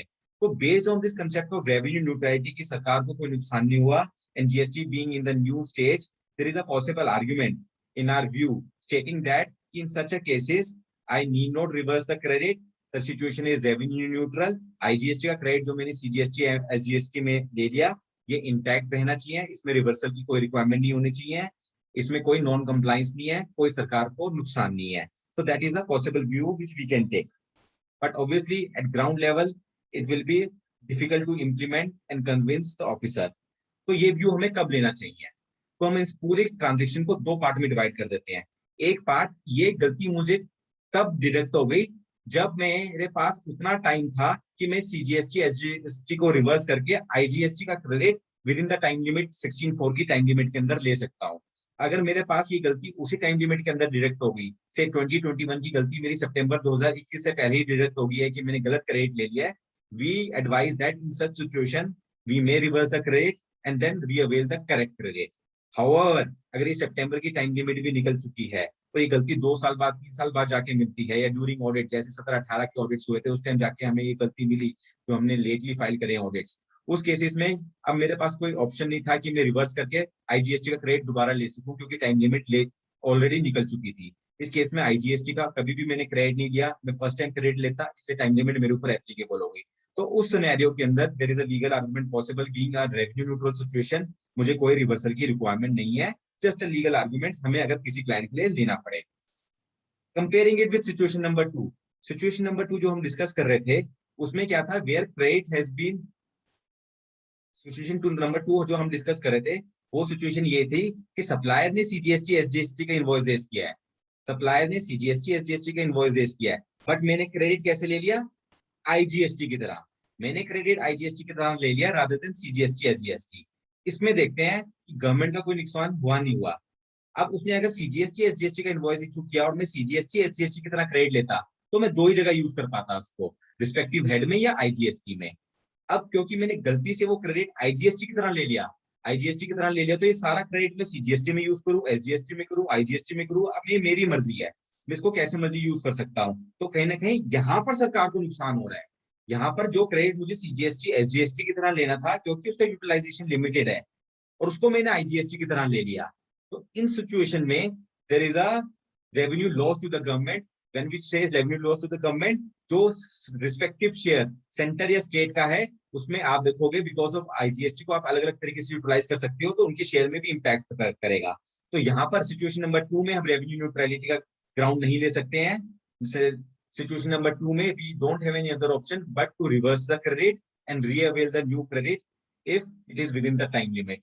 अगर मेरा करेक्ट क्रेडिट टाइम लिमिट के अंदर नहीं है, better to file a refund. Moving on to the third case study, next case study, FOC supplies. Practically हमने देखा है कई बार रिसिपिएंट या कस्टमर ही हमें कई सारी चीजें प्रोवाइड कर देता है। एग्जांपल ले लेते हैं, मैंने कंस्ट्रक्शन मैं कॉन्ट्रैक्टर हूँ, मैं आपके लिए कंस्ट्रक्शन कर रहा हूँ, आपका घर बना रहा हूँ, आपने मुझे कॉन्ट्रैक्ट दिया कि मेरा घर बनाओ, जिसमें आपने बोला कि इसकी कंसिडरेशन 1 CR है प्लस सीमेंट और स्टील आप फ्री ऑफ कॉस्ट प्रोवाइड करोगे मुझे। It is your duty to provide cement and steel. Using that cement and steel, I have to construct this house, and my consideration for construction is 1 crore rupees. तो मुझे GST किस पे पे करना है, क्या 1 करोड़ रुपीस पे पे करना है या 1 crore rupees plus steel and cement की वैल्यू पे करना है। सिमिलरली मोल्ड एंड डाइस, मैं ओईएम मैन्युफैक्चरर हूँ, कंपोनेंट मैन्युफैक्चरर हूँ, मुझे आपके लिए कंपोनेंट बनाने हैं, आपको सप्लाई करना है। You have given me mold and dies free of cost. You said to me कि using my mold and dies, manufacture the component. So जब मैं component manufacture करके सेल कर रहा हूँ आपको, क्या मैं मोल्ड एंड डाइस की वैल्यू को ऐड करूंगा, इसकी अमोर्टाइज वैल्यू को, क्या मुझे सेल करते हुए इनकी वैल्यू को ऐड करना है। तो इन क्वेश्चंस के जब हम आंसर ढूंढने जाते हैं, इन टाइप की केस स्टडीज के जो रिसिपिएंट मुझे एफओसी सप्लाईज करता है, अलग अलग सिचुएशन हो सकती है, अलग अलग सर्कमस्टांसेस हो सकते हैं, तो उस सिचुएशन में का आंसर ढूंढने के लिए it is very important to understand one legal concept, and that legal concept is difference between consideration of a contract versus condition of a contract.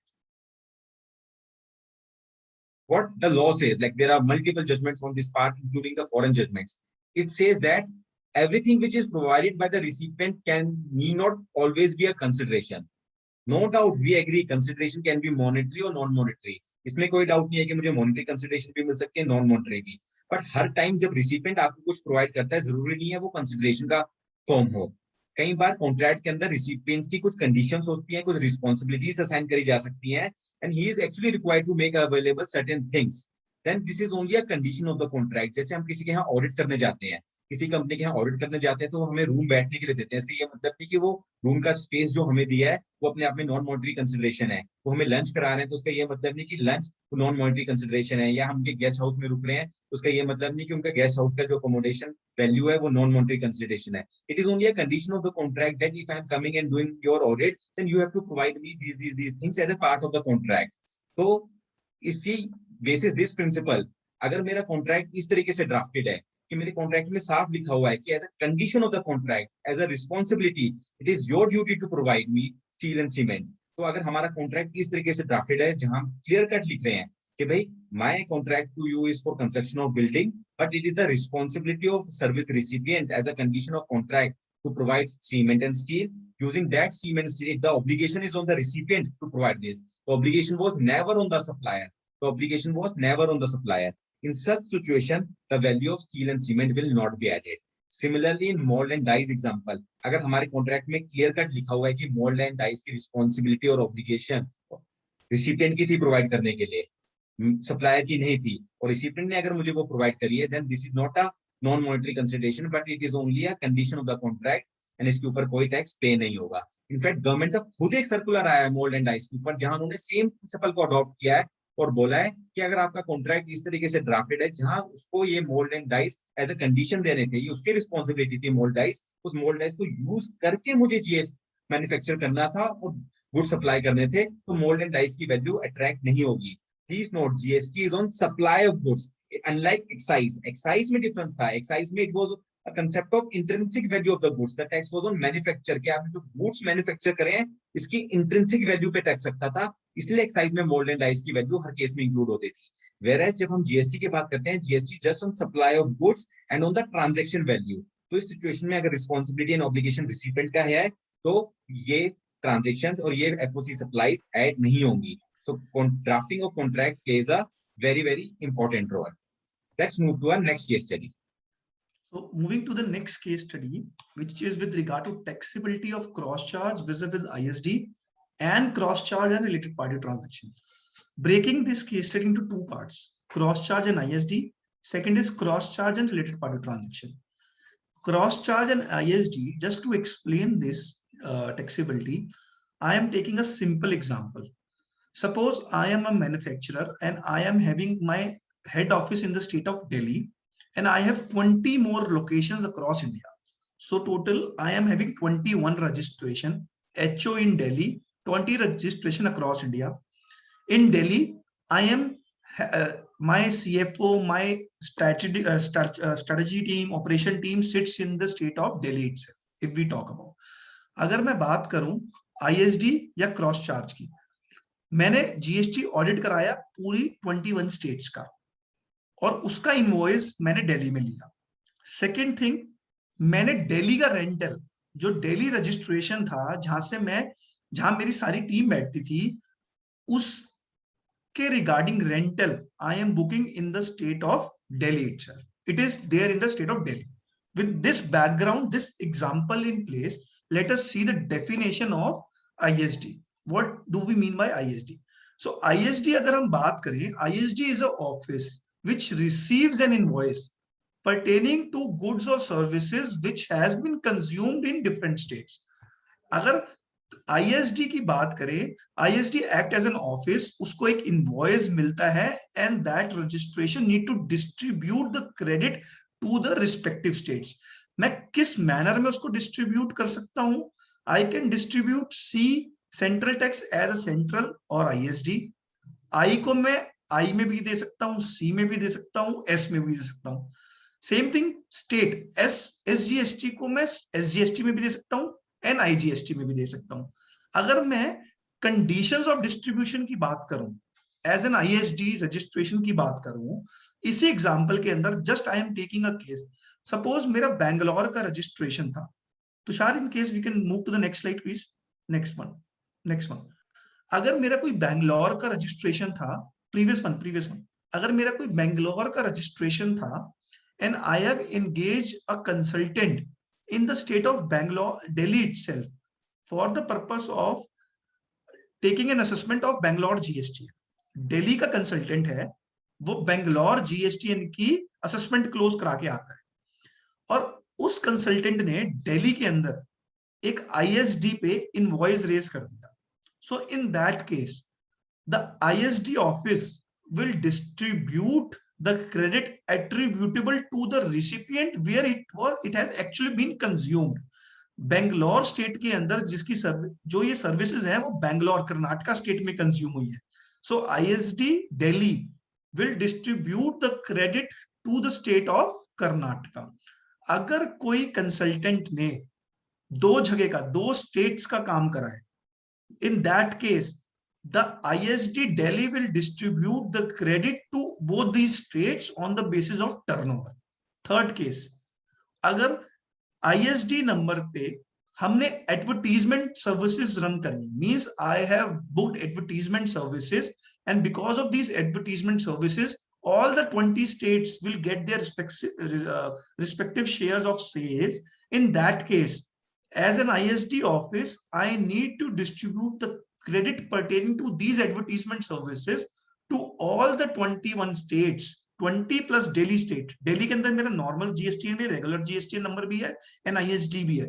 So ISD, all 21 states I need to distribute on the basis of turnover. Now coming to the difference between cross charge and ISD. In case of ISD, friends, I am not consuming that services or goods in the state of Delhi itself, whereas I am consuming the services in other states. Subsequently, जैसे हमने rental की बात करी, rental की वजह से, rental जहां पर मेरी स्टाफ बैठता था, जहां मुझे उसकी सर्विसेज, बिजनेस मैनेजमेंट सर्विसेज की फॉर्म में अपने अदर लोकेशंस को क्रॉस चार्ज करना था, the rental, it has actually been consumed in the state of Delhi itself. It cannot be stated that I am paying rent for the state of Karnataka. जो मैंने rent Delhi में consume करा है with other facilities of employees or other case, it can be said that I am providing my business management services to all the locations across India. So in this case, I am providing or I am furnishing business support service across India. Thereby, it is a case of cross charge as the services has been consumed in the state of Delhi itself. अगर हम बात करें related party transaction और cross charge की, friends, एक group है SBI. SBI की SBI banking company भी है, लाइफ इंश्योरेंस कंपनी भी है, उसकी म्यूचुअल फंड कंपनीज भी हैं, उसकी एंसिलरी बिजनेस भी है, running into different companies. All these companies are having registered office similar, same registered office. अगर same registered office है और SBI trade name है, वो all 20 locations, अगर हम बात करें, all 20 locations are using the common trade name. So in this case, can it be said that this is a supply? I am providing supply to all the 20 states with regard to common trade name, with regard to the common infrastructure जो rental मैं SBI main holding company में pay कर रहा था, whether it can be said that I am providing the rental services or the infrastructure services to all the other 20 companies? Definitely yes. These being the companies who are related among each other, definitely we are providing the services to them. Same is the case with the distinct person. अगर हम बात करें, जैसे हमने previous example लिया, business management services in the form जो हम all 20 states को प्रोवाइड कर रहे हैं, that can be said that I am providing supply of business management services to all the 20 locations. अगर हम बात करें, I am differentiating these services into two parameters. One is supply without consideration, one is supply with consideration. अगर मैं without consideration की बात करूं, if I am not charging anything, as an auditor or as a tax professional, we need to map out all these type of transactions while going through the books of accounts, while understanding the business transaction, that these type of transactions will definitely be subject to tax, और इसके ऊपर हमें tax देना पड़ेगा because these are in the nature of supply. अगर हम section 7 देखते हैं, these services fall in the nature of supply over which I need to pay the taxes appropriately, and we also need to follow the valuation rules. Not going inside that, we need to follow the valuation rules wherein on the basis of which I shall raise the invoice. Friends, these valuation rules also applies to the cross transactions, that is transaction within the same PAN, and also to the related party transaction. Now coming to another interesting case, suppose a case where the Maharashtra, suppose I am having a plant in the state of Maharashtra and I am having 3 offices in the state of Chennai, Delhi and Calcutta. I am producing goods in the state of Maharashtra plant, and I have 3 more offices who are acting as a representative offices. So जो मेरे other 3 offices हैं, what they are doing is that they are booking the orders for me and they are giving it back to the Maharashtra plant for the purpose of delivering it, for the purpose of dispatching it to the respective clients. So अगर हम बात करें इस case में, plant is distributing the goods and the 3 locations are providing the marketing services. So in this case, definitely we can say that my representative office are providing marketing services to the HO, and in turn it will be a case of cross charge wherein I need to bill for the marketing services. Friends, अगर सोचो, अगर मैं milk distribute कर रहा था जिसके ऊपर कोई जीएसटी नहीं लगता, नॉट फ्लेवर, जिसके ऊपर कोई जीएसटी नहीं लगता, in that case I am providing exempt supply, मुझे कोई आईटीसी नहीं मिलना. सो जो 3 लोकेशंस हैं, क्या वो मुझे बिल करना था उसको? Yes, because they are providing marketing services or marketing related services to the plant for which they definitely need to bill upon. Now moving to the next case study, friends, issue of credit note and the liquidation damages. Before understanding or before getting into this case study, I am taking an example. Example is such that I am a EPC contractor and I have given a contract to my subcontractor for say ₹100, and I have put in a condition that in case he does not complete the contract within a period of 1 year, in that case I will charge ₹10 from him. So cases are such that total consideration is ₹100, and in case he does not complete the contract within the stipulated time, I will charge him ₹10. So whether I should issue a credit note pertaining to the same or it is a separate supply. Just to understand this case, let us understand in what all circumstances I can issue a credit note. So agar main as per section 34, a taxpayer or an assessee can issue a credit note in a case where taxable value or tax on invoice exceeds the value. Means जहां पर मैंने tax extra पे कर दिया था या मैंने taxable value के ऊपर टैक्स एक्स्ट्रा पे कर दिया था. Where second case where there are deficiency in goods और सर्विसेज. जो मैंने गुड्स दिए, they were not up to the mark, they were below the quality standards which the other person has ordered to me, and hence I need to, there was deficiency in goods and I need to give them the credit note. Third case, these goods are returned back to me. अगर ये goods मुझे वापसी मिलते हैं, in case these goods are returned back to me, then I can issue the credit note. The credit note under section 34 can be issued only up till September of next year. Means for year 2021, I can issue the credit note up till September of next year or audit or annual audit, whichever was earlier. अगर हम बात करें different cases की, first case, reduction in base price. In case I have reduced the base price of my contract, मेरे contract में ₹100 था, because of some reasons, because of deficiency in services or deficiency in goods, in the contract price I have reduced the base price itself. In that case, definitely I can issue a credit note because I am covered under section 34 under the clause deficiency of services. Second case, in case of bad debt. Bad debt is a case where debtor is not able to make payment to me. मैंने उसको service supply कर दी, मेरे books में record कर दिए, but recipient is not paying back me the amount. जैसे ही वो मुझे अमाउंट पे नहीं करता, what I am recording in my books is I am writing his amount as a bad debt. जैसे ही मैं bad debt book करता हूं, whether I can claim the credit through credit note under section 34? No, friends. There is no provision under section 34 which states for adjustment of bad debts. In this case, the only repercussions which we have is in the form of refund. We can apply a refund in such a case, but under section 34 we cannot issue a credit note. Third case, cancellation of a contract.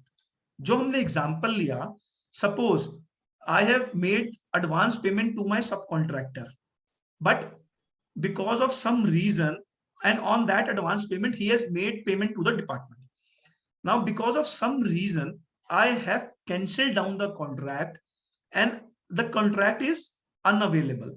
In such a case, जहां पर contract cancel होता है, जहां पर services render ही नहीं हुई है, whereas the tax has been paid by supplier to the government. In that case, definitely we can issue, the supplier can issue a credit note under section 34 and reduce his outward liability. Now, keeping this in background, let us see our case. 100 रुपए का मैंने काम दिया अपनी client को, अपने सब contractor को. If in case he does not complete the contract, then I will, within a period of 1 year, then I will charge him ₹10. अगर मैं 10 रुपीज उससे चार्ज करता हूं as a contractor, main contractor, then it is in the nature of damages, penalties or compensation, because the other person has not done as per contract. अगर मैं बात करूं, there is a definition or a clause under Schedule 2 of CGST Act which states agreeing to the obligation to refrain from an act or to tolerate an act or situation or to do an act will be treated as a supply of service. Whether this amount of 10 rupees will be covered under this definition of tolerate to act or not. If we see various jurisprudence under GST, advanced rulings under GST, if we see Maharashtra State Power Generation Company, then Bajaj Finance Limited, there are various advanced rulings which have held these type of transactions to be tolerate an act and which the court has verdicted to be levied under GST. Whereas it is very interesting to note, friends, that under Service Tax Act, the decisions was contrary. अगर हम service tax के decisions की देखें, HCL Learning Limited, KN Food Industries Private Limited, what they have told is that this 10 rupees of amount which was mentioned in the contract was never supposed to be a part of consideration. These were only condition of a contract. The buyer and the seller, the supplier and the recipient, the main intention of both of these two were not to have the penalty, whereas the main intention was to complete the contract within the specified time period. So these were merely condition to a contract. These were 10 rupees was not a consideration to a contract when we talk about. There are also foreign jurisprudence pertaining to the same under Australian GST, under New Zealand GST, through which Indian GST has been borrowed upon, which also clearly specifies that these type of transaction will not be treated as tolerate to an act, and it is not a supply in itself over which GST has to be paid. But contrary, when we see advanced rulings under GST, the authorities have levied taxes on such transactions. Now, not going into the cases whether these type of transactions tax has to be paid or not, we are taking a case where as a supplier, जब ये 10 rupees पे मैं GST पे करूंगा, my subcontractor, when I am charging ₹10, whether I need to raise an invoice or my subcontractor can issue the credit note. Just in other words, myself, I have given contract to B of 100 rupees, and in case it does not complete the project within time limit, I will charge him 10 rupees. So क्या मैं A will raise 10 rupees as an additional invoice or separate supply, or B जो मेरा subcontractor था, he can raise a credit note of ₹10 and deduct from 100 rupees itself. To answer this question, friends, we need to see the terms of the contract. अगर contract के अंदर ये 10 rupees consideration का ही part था, means consideration के ही अंदर ही defined था कि if B completes the contract within a period of 1 year, he will be given 100 rupees, and in case he does not complete the contract within a period of 1 year, then he shall be entitled for a consideration of ₹90.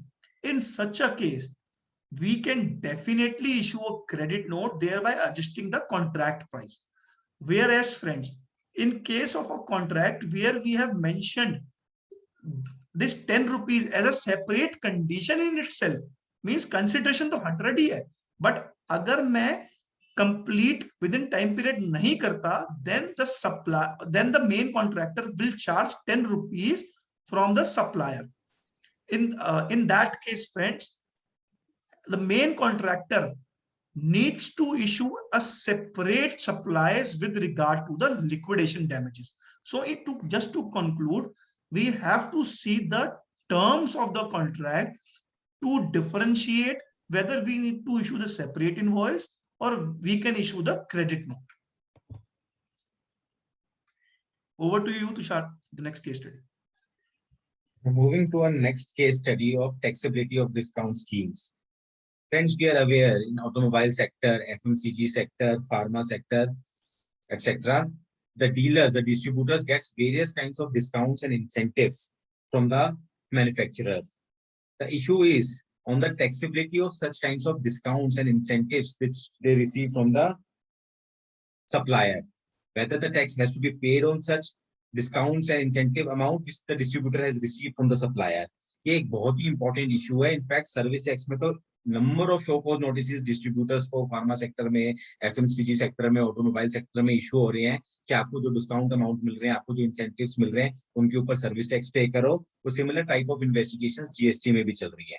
तो इस case study को समझने के लिए हम 2-3 example ले लेते हैं. हम टोटल 5 एग्जांपल लेंगे. किस किस टाइप के डिस्काउंट डिस्ट्रीब्यूटर को मिलते हैं. पहला हो गया volume based discount. Volume based discount क्या होता है कि अगर डिस्ट्रीब्यूटर इतनी क्वांटिटी परचेज कर ले तो उसको 3% एडिशनल डिस्काउंट मिलेगा, 3% एडिशनल अमाउंट मिलेगा. मैं जनरली फार्मा सेक्टर या एफएमसीजी सेक्टर में हम सप्लाई कर रहे हैं गुड्स अपने डिस्ट्रीब्यूटर को. अगर उसने अपना टारगेट मीट कर लिया इतने पीरियड के अंदर, तो हमने आज अगर 100 रुपीज का सप्लाई किया है तो उसके ऊपर 3%, 3 रुपए एडिशनल डिस्काउंट में उसको बाद में दे दूंगा on completion of his target. तो वो 3 रुपए उसको मिलते हैं, डिस्ट्रीब्यूटर को 3 रुपए मिलते हैं. दूसरे काइंड ऑफ डिस्काउंट जो डिस्ट्रीब्यूटर्स को मिलते हैं that is based on his sale made to the customer. जो पहले वाला था that was dependent upon his purchases from the manufacturer. Second kind of amount which he receive, second kind of discount is wherein this discount is based on his sales made to the retailer.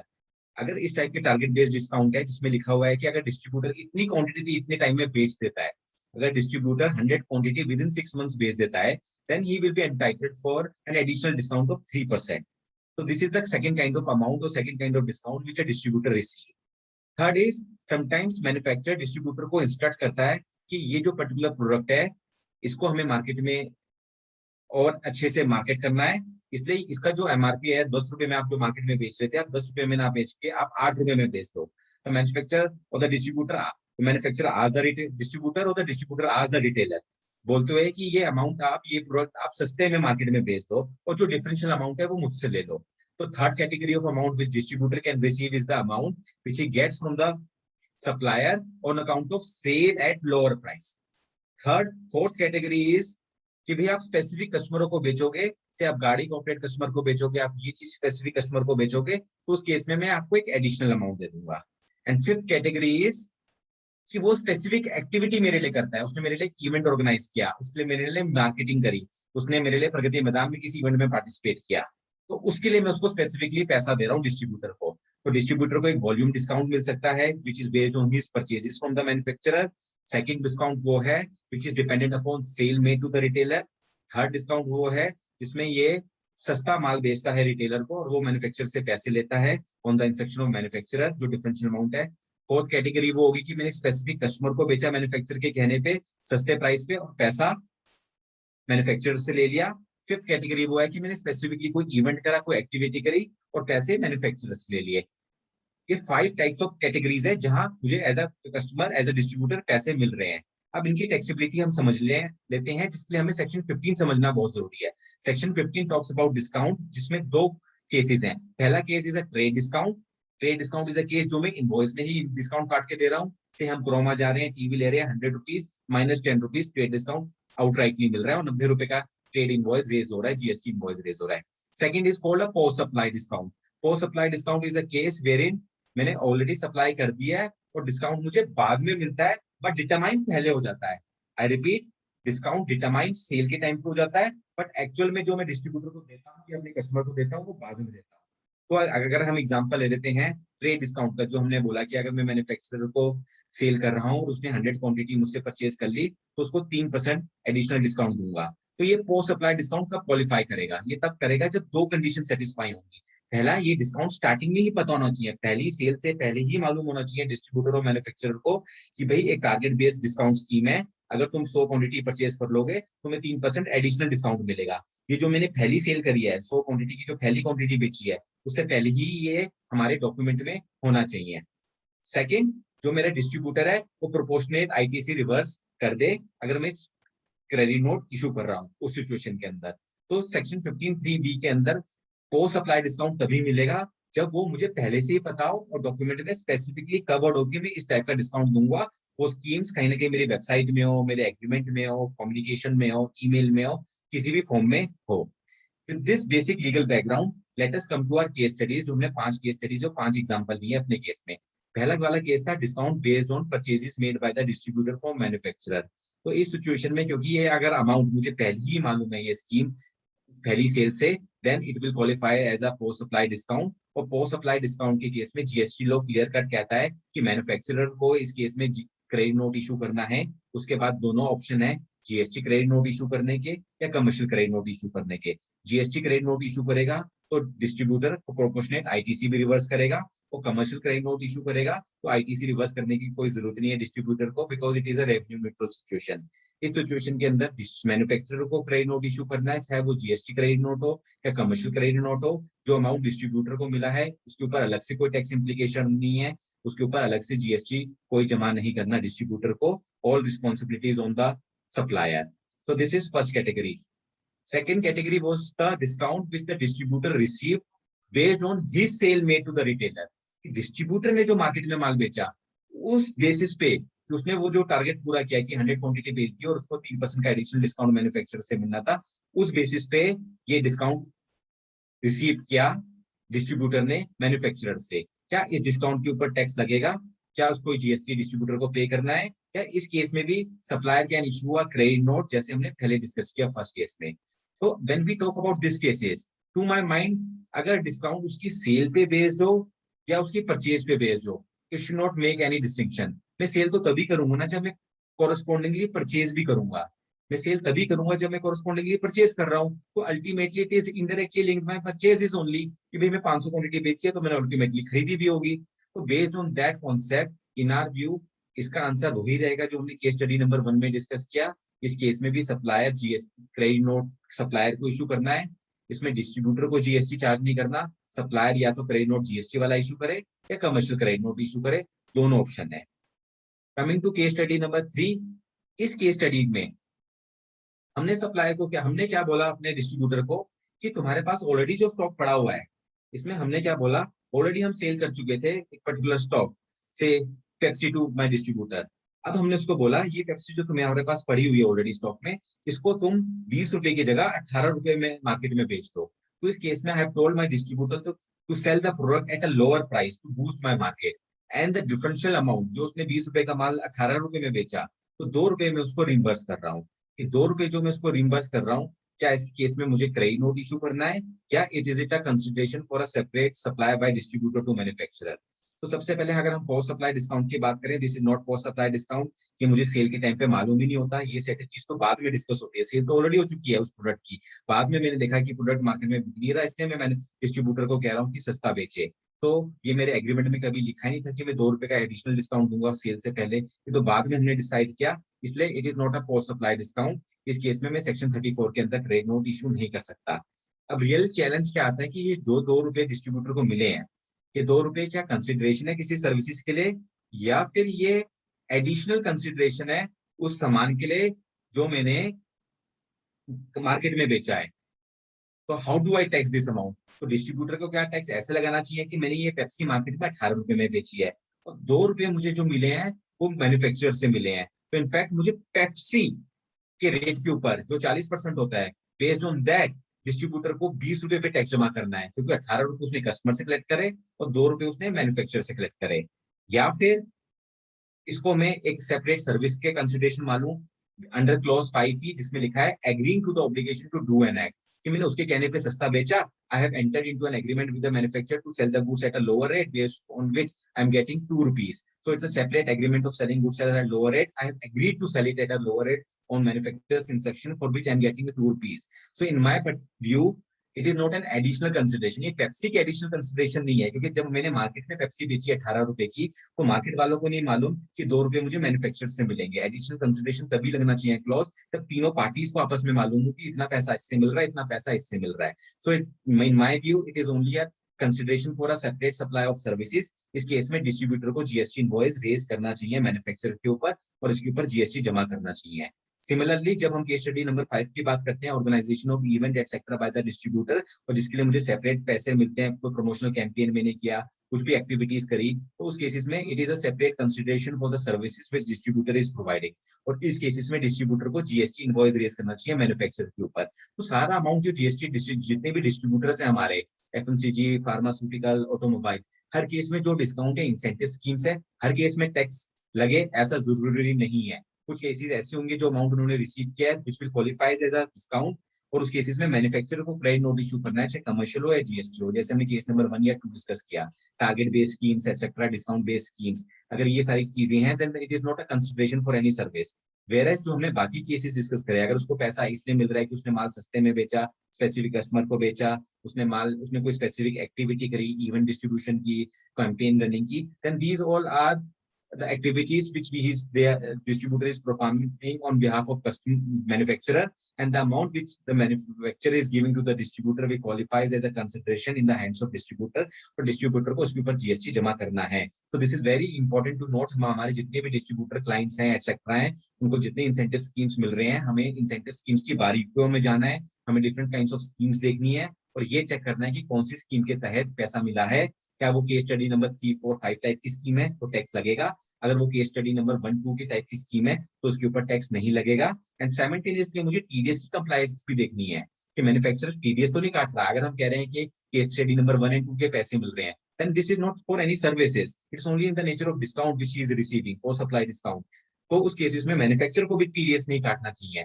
Whereas when we talk about case study number 3 or 5, in cases में it is for the services which the distributor is performing. Accordingly, manufacturer को TDS भी काटना चाहिए पैसे देते हुए. So simultaneously, we have to look into the TDS provision also and ensure TDS implication or GST implication are aligned for the same transactions. Now over to you, Preetham, for the last case study. Yeah. So coming to the last case study for today, that is with regard to the ordinance passed by the Supreme Court of India, which thereby extends limitation period.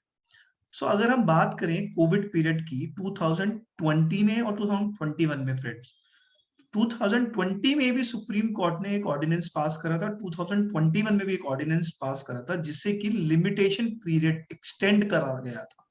अगर हम GST की बात करें, we need to understand what do we actually mean by limitation period. Friends, the law of limitation prescribes the time limit for filing suits within the agreed person by an agreed person till when he can approach the court or authority to seek redressal, thereby meaning by agreed person जिसके against order pass हुआ है, till what time he can approach the appellate authorities for filing the suits. The limitation period prescribes कि कितने time period में मुझे appeal file करनी है.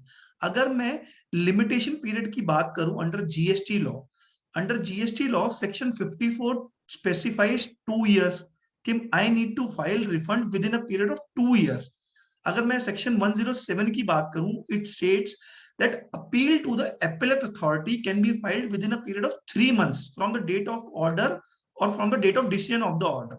Means जिस दिन मुझे ऑर्डर रिसीव हुआ है उसके within 3 months I can file appeal to the appellate authorities. Keeping this in view in background, what in 2020 what Supreme Court told is that in the view of COVID-19 pandemic, the Supreme Court of India vide an order dated 27th March 2020. They have extended the limitation period prescribed under any law with effect from 15th March 2020 till further orders. Now, seeing the last year ordinance, if we see the last year ordinance, what they have laid down is that there are 2 subsets attached to it. The first subset is the limitation period. For the purpose of computing this limitation period, for example, filing appeals to the appellate authorities, for filing refund application, for any proceedings applications, in such a case, what they have told is that in ordinance is the first part, the period from 15th March 2020 till 14th March 2021 shall be excluded. Thereby, जो भी period in दोनों time के बीच में आएगा, that will be excluded, as if this period does not come in the picture, and the time limit which was there as on 15th March 2020, it will start from 15th March 2021. Second subset to this is that अगर कोई time period with regard to this limitation period expires within this period, means 15th March 2020 and 14th March 2021 के बीच में अगर कोई time period expire होता है, in that case, as a assessee, I will be having two options, or I will be having the maximum period pertaining to the same with respect to 90 days, or the longer period which was there in existence as on 15th March 2020. Just to understand this with the help of an illustration, suppose 1st February 2020 was the time on which I have received an order, and I was having a limitation period of 2 years. Because of this limitation period prescribed by Supreme Court, the ordinance passed by Supreme Court, if we see, the normal period which was there available to me was from 1st February 2020 till 31st January 2022. But because of this ordinance, the whole period of 1 year from 15th March 2020 till 14th March 2021 shall be excluded, which means from 1st February 2020 till 14th March 2020, that is 42 days will be calculated, and balance 688 days will be computed from 15th March 2021, thereby increasing my limitation period by 1 more year, that is till 28th of January 2023, friends. Coming to the second subset, where the limitation period was expiring in this period, that is 15th March till 14th March 2021. उस case में I would be having higher the balance number of days or 90 days, whichever is the higher case, I would be getting that days as my limitation period. Just to illustrate it, suppose there was an action which took place on 15th May 2017, and I was having a limitation period of 3 years. Within 3 years, I could have filed the suit. So normal period which was available to me was for 3 years starting from May 15, 2017. So it was expiring on May 14, 2020. Tushar, if we could move to the next slide, 20. So अगर मैं इस ordinance की date से देखूं 15th March 2020 से 15th May 2020, so there was 61 days. I was left, the limitation period of 61 days was falling between these two dates. So 61 days being lower of 90 days, 61 days and 90 days, the lower is 61 days. So as an assessee, I would be entitled for the extended limitation period of 90 days, which will start from 15th March 2021 and which will expire on June 13, 2021. If I take a case, in this case itself, if my limitation period was expiring in the month of June, 30th June 2021, in that case, there was total 107 days available to me, which was expiring in this limitation period. So in this case, 107 being higher than 90 days, I would be getting an extended period of 107 days, which will be starting from 15th March 2021 onwards. So if we see both the illustrations, जो भी higher period available है, I would be getting the higher number of days available starting from 15th March 2021. Now friends, same way, in 2021 also. Because of COVID, Supreme Court again has suo motu passed an extension of limitation ordinance, thereby enabling this extension until further orders. So case is such, 15th March 2020 से आज तक there has been extension of limitation period, whichever is expiring within these periods, and to what all activities these limitation periods applies. We need to understand that it can apply to filing of any appeal to High Court, filing of any appeal to SESTEC under service tax laws, also filing of any appeal to Commissioner, filing of any appeal before the appellate authorities, filing of any appeal to the appellate for advanced ruling authorities. So all the procedural proceedings wherein we need to file an appeal to the judicial or quasi-judicial proceedings, in that case, we are entitled to have the benefit under the extension period as passed by Supreme Court. Now coming to the refund part, friends, whether refund is a proceedings, it is a quasi proceedings or not, again, that can be very well argued, and again, it can be very well said that the extension due to Supreme Court ordinance can also be made available to an application under section 54 with regard to refund. But this is something which will be subject to dispute by the governmental authorities in the nature of quasi or proceedings or not. So with this, we end our presentation for today, friends. Now over to you, Rajesh sir, and the office bearers to take it forward.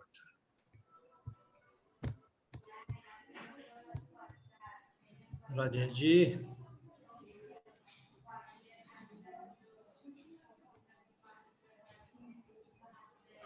Sir unmute करें Rajesh sir. Oh, thank you very much, Preetham ji and Tushar ji. Very wonderful deliberation covering all the topics, which is very lengthy, and within a time frame you have covered very well. Now I request Rajiv Kohli ji, please present a formal vote of thanks, because there is no question. That is the beauty of the today's webinar. Sir, over to Rajiv ji. thank you Rajesh ji. Dear Preetham ji and Tushar Agar ji made a very nice synergy and a very nice comprehensive deliberation in a very lucid matter, covering the entire impact, right from, you see, the entire GST is a makeshift arrangement as a shortcut and a jugaad, the typical Indian jugaad, because so much learning processes are income. IT department from GST was not ready, so you had all, instead of 2, you had 2As and 3Bs, so things started. But all the things you are covered in a very comprehensive manner, 110 slides, and depending from your department notice under section 2A, 3B, then 1st July 7 to 8th October 19, then if the vendor has not filed his 3B, and if the GSTR 1 is filed, you can always take a declaration and an undertaking. That's a good point. Then post 9, 10, 19, this is 20% plus the amount shown. But then really is no fault, because the person who has bought the goods and paid to the vendor is not put in his things. Is basically a thing which is a compliance related issue which the department has to put on the seller, that he has to file the thing. So you have made that judgments clear from the Madras High Court. Then 180 days phase 2 pay, very nice deliberation. Then input on CSR is a legal compulsion and a obligation, so we can take the input credits for that. Then transposition, when you do a IGST wrong or a CST wrong. And then the molds and dies covered, cross charges, ISD, related parties, distinct persons, liquidated damages, limited period. Thank you very much for a very comprehensive deliberations on such vast array of GST matters, which are covered very well, sir. Thank you very much. Thank you, sir. so much. Thank you so much for Thank your you, sir. time. Thank you very much. All are requested. भाई साहब कल हमें join कीजिएगा. कल हम कोविड-19 पे रख रहे हैं सब्जेक्ट. महाराजा अग्रसेन जी से हमने 2 डॉक्टर्स को बुलाया है. They will tell us कि how to prevent or remedies of COVID before, during and after the COVID. Black fungus के बारे में भी चर्चा करेंगे हम लोग. So with this, thank you very much. Radhe Radhe sir. Radhe Thank you, Radhe sir. Sir ji, Radhe Radhe, Radhe, thank you. Thank you very much. Thank you, everybody. Thank you.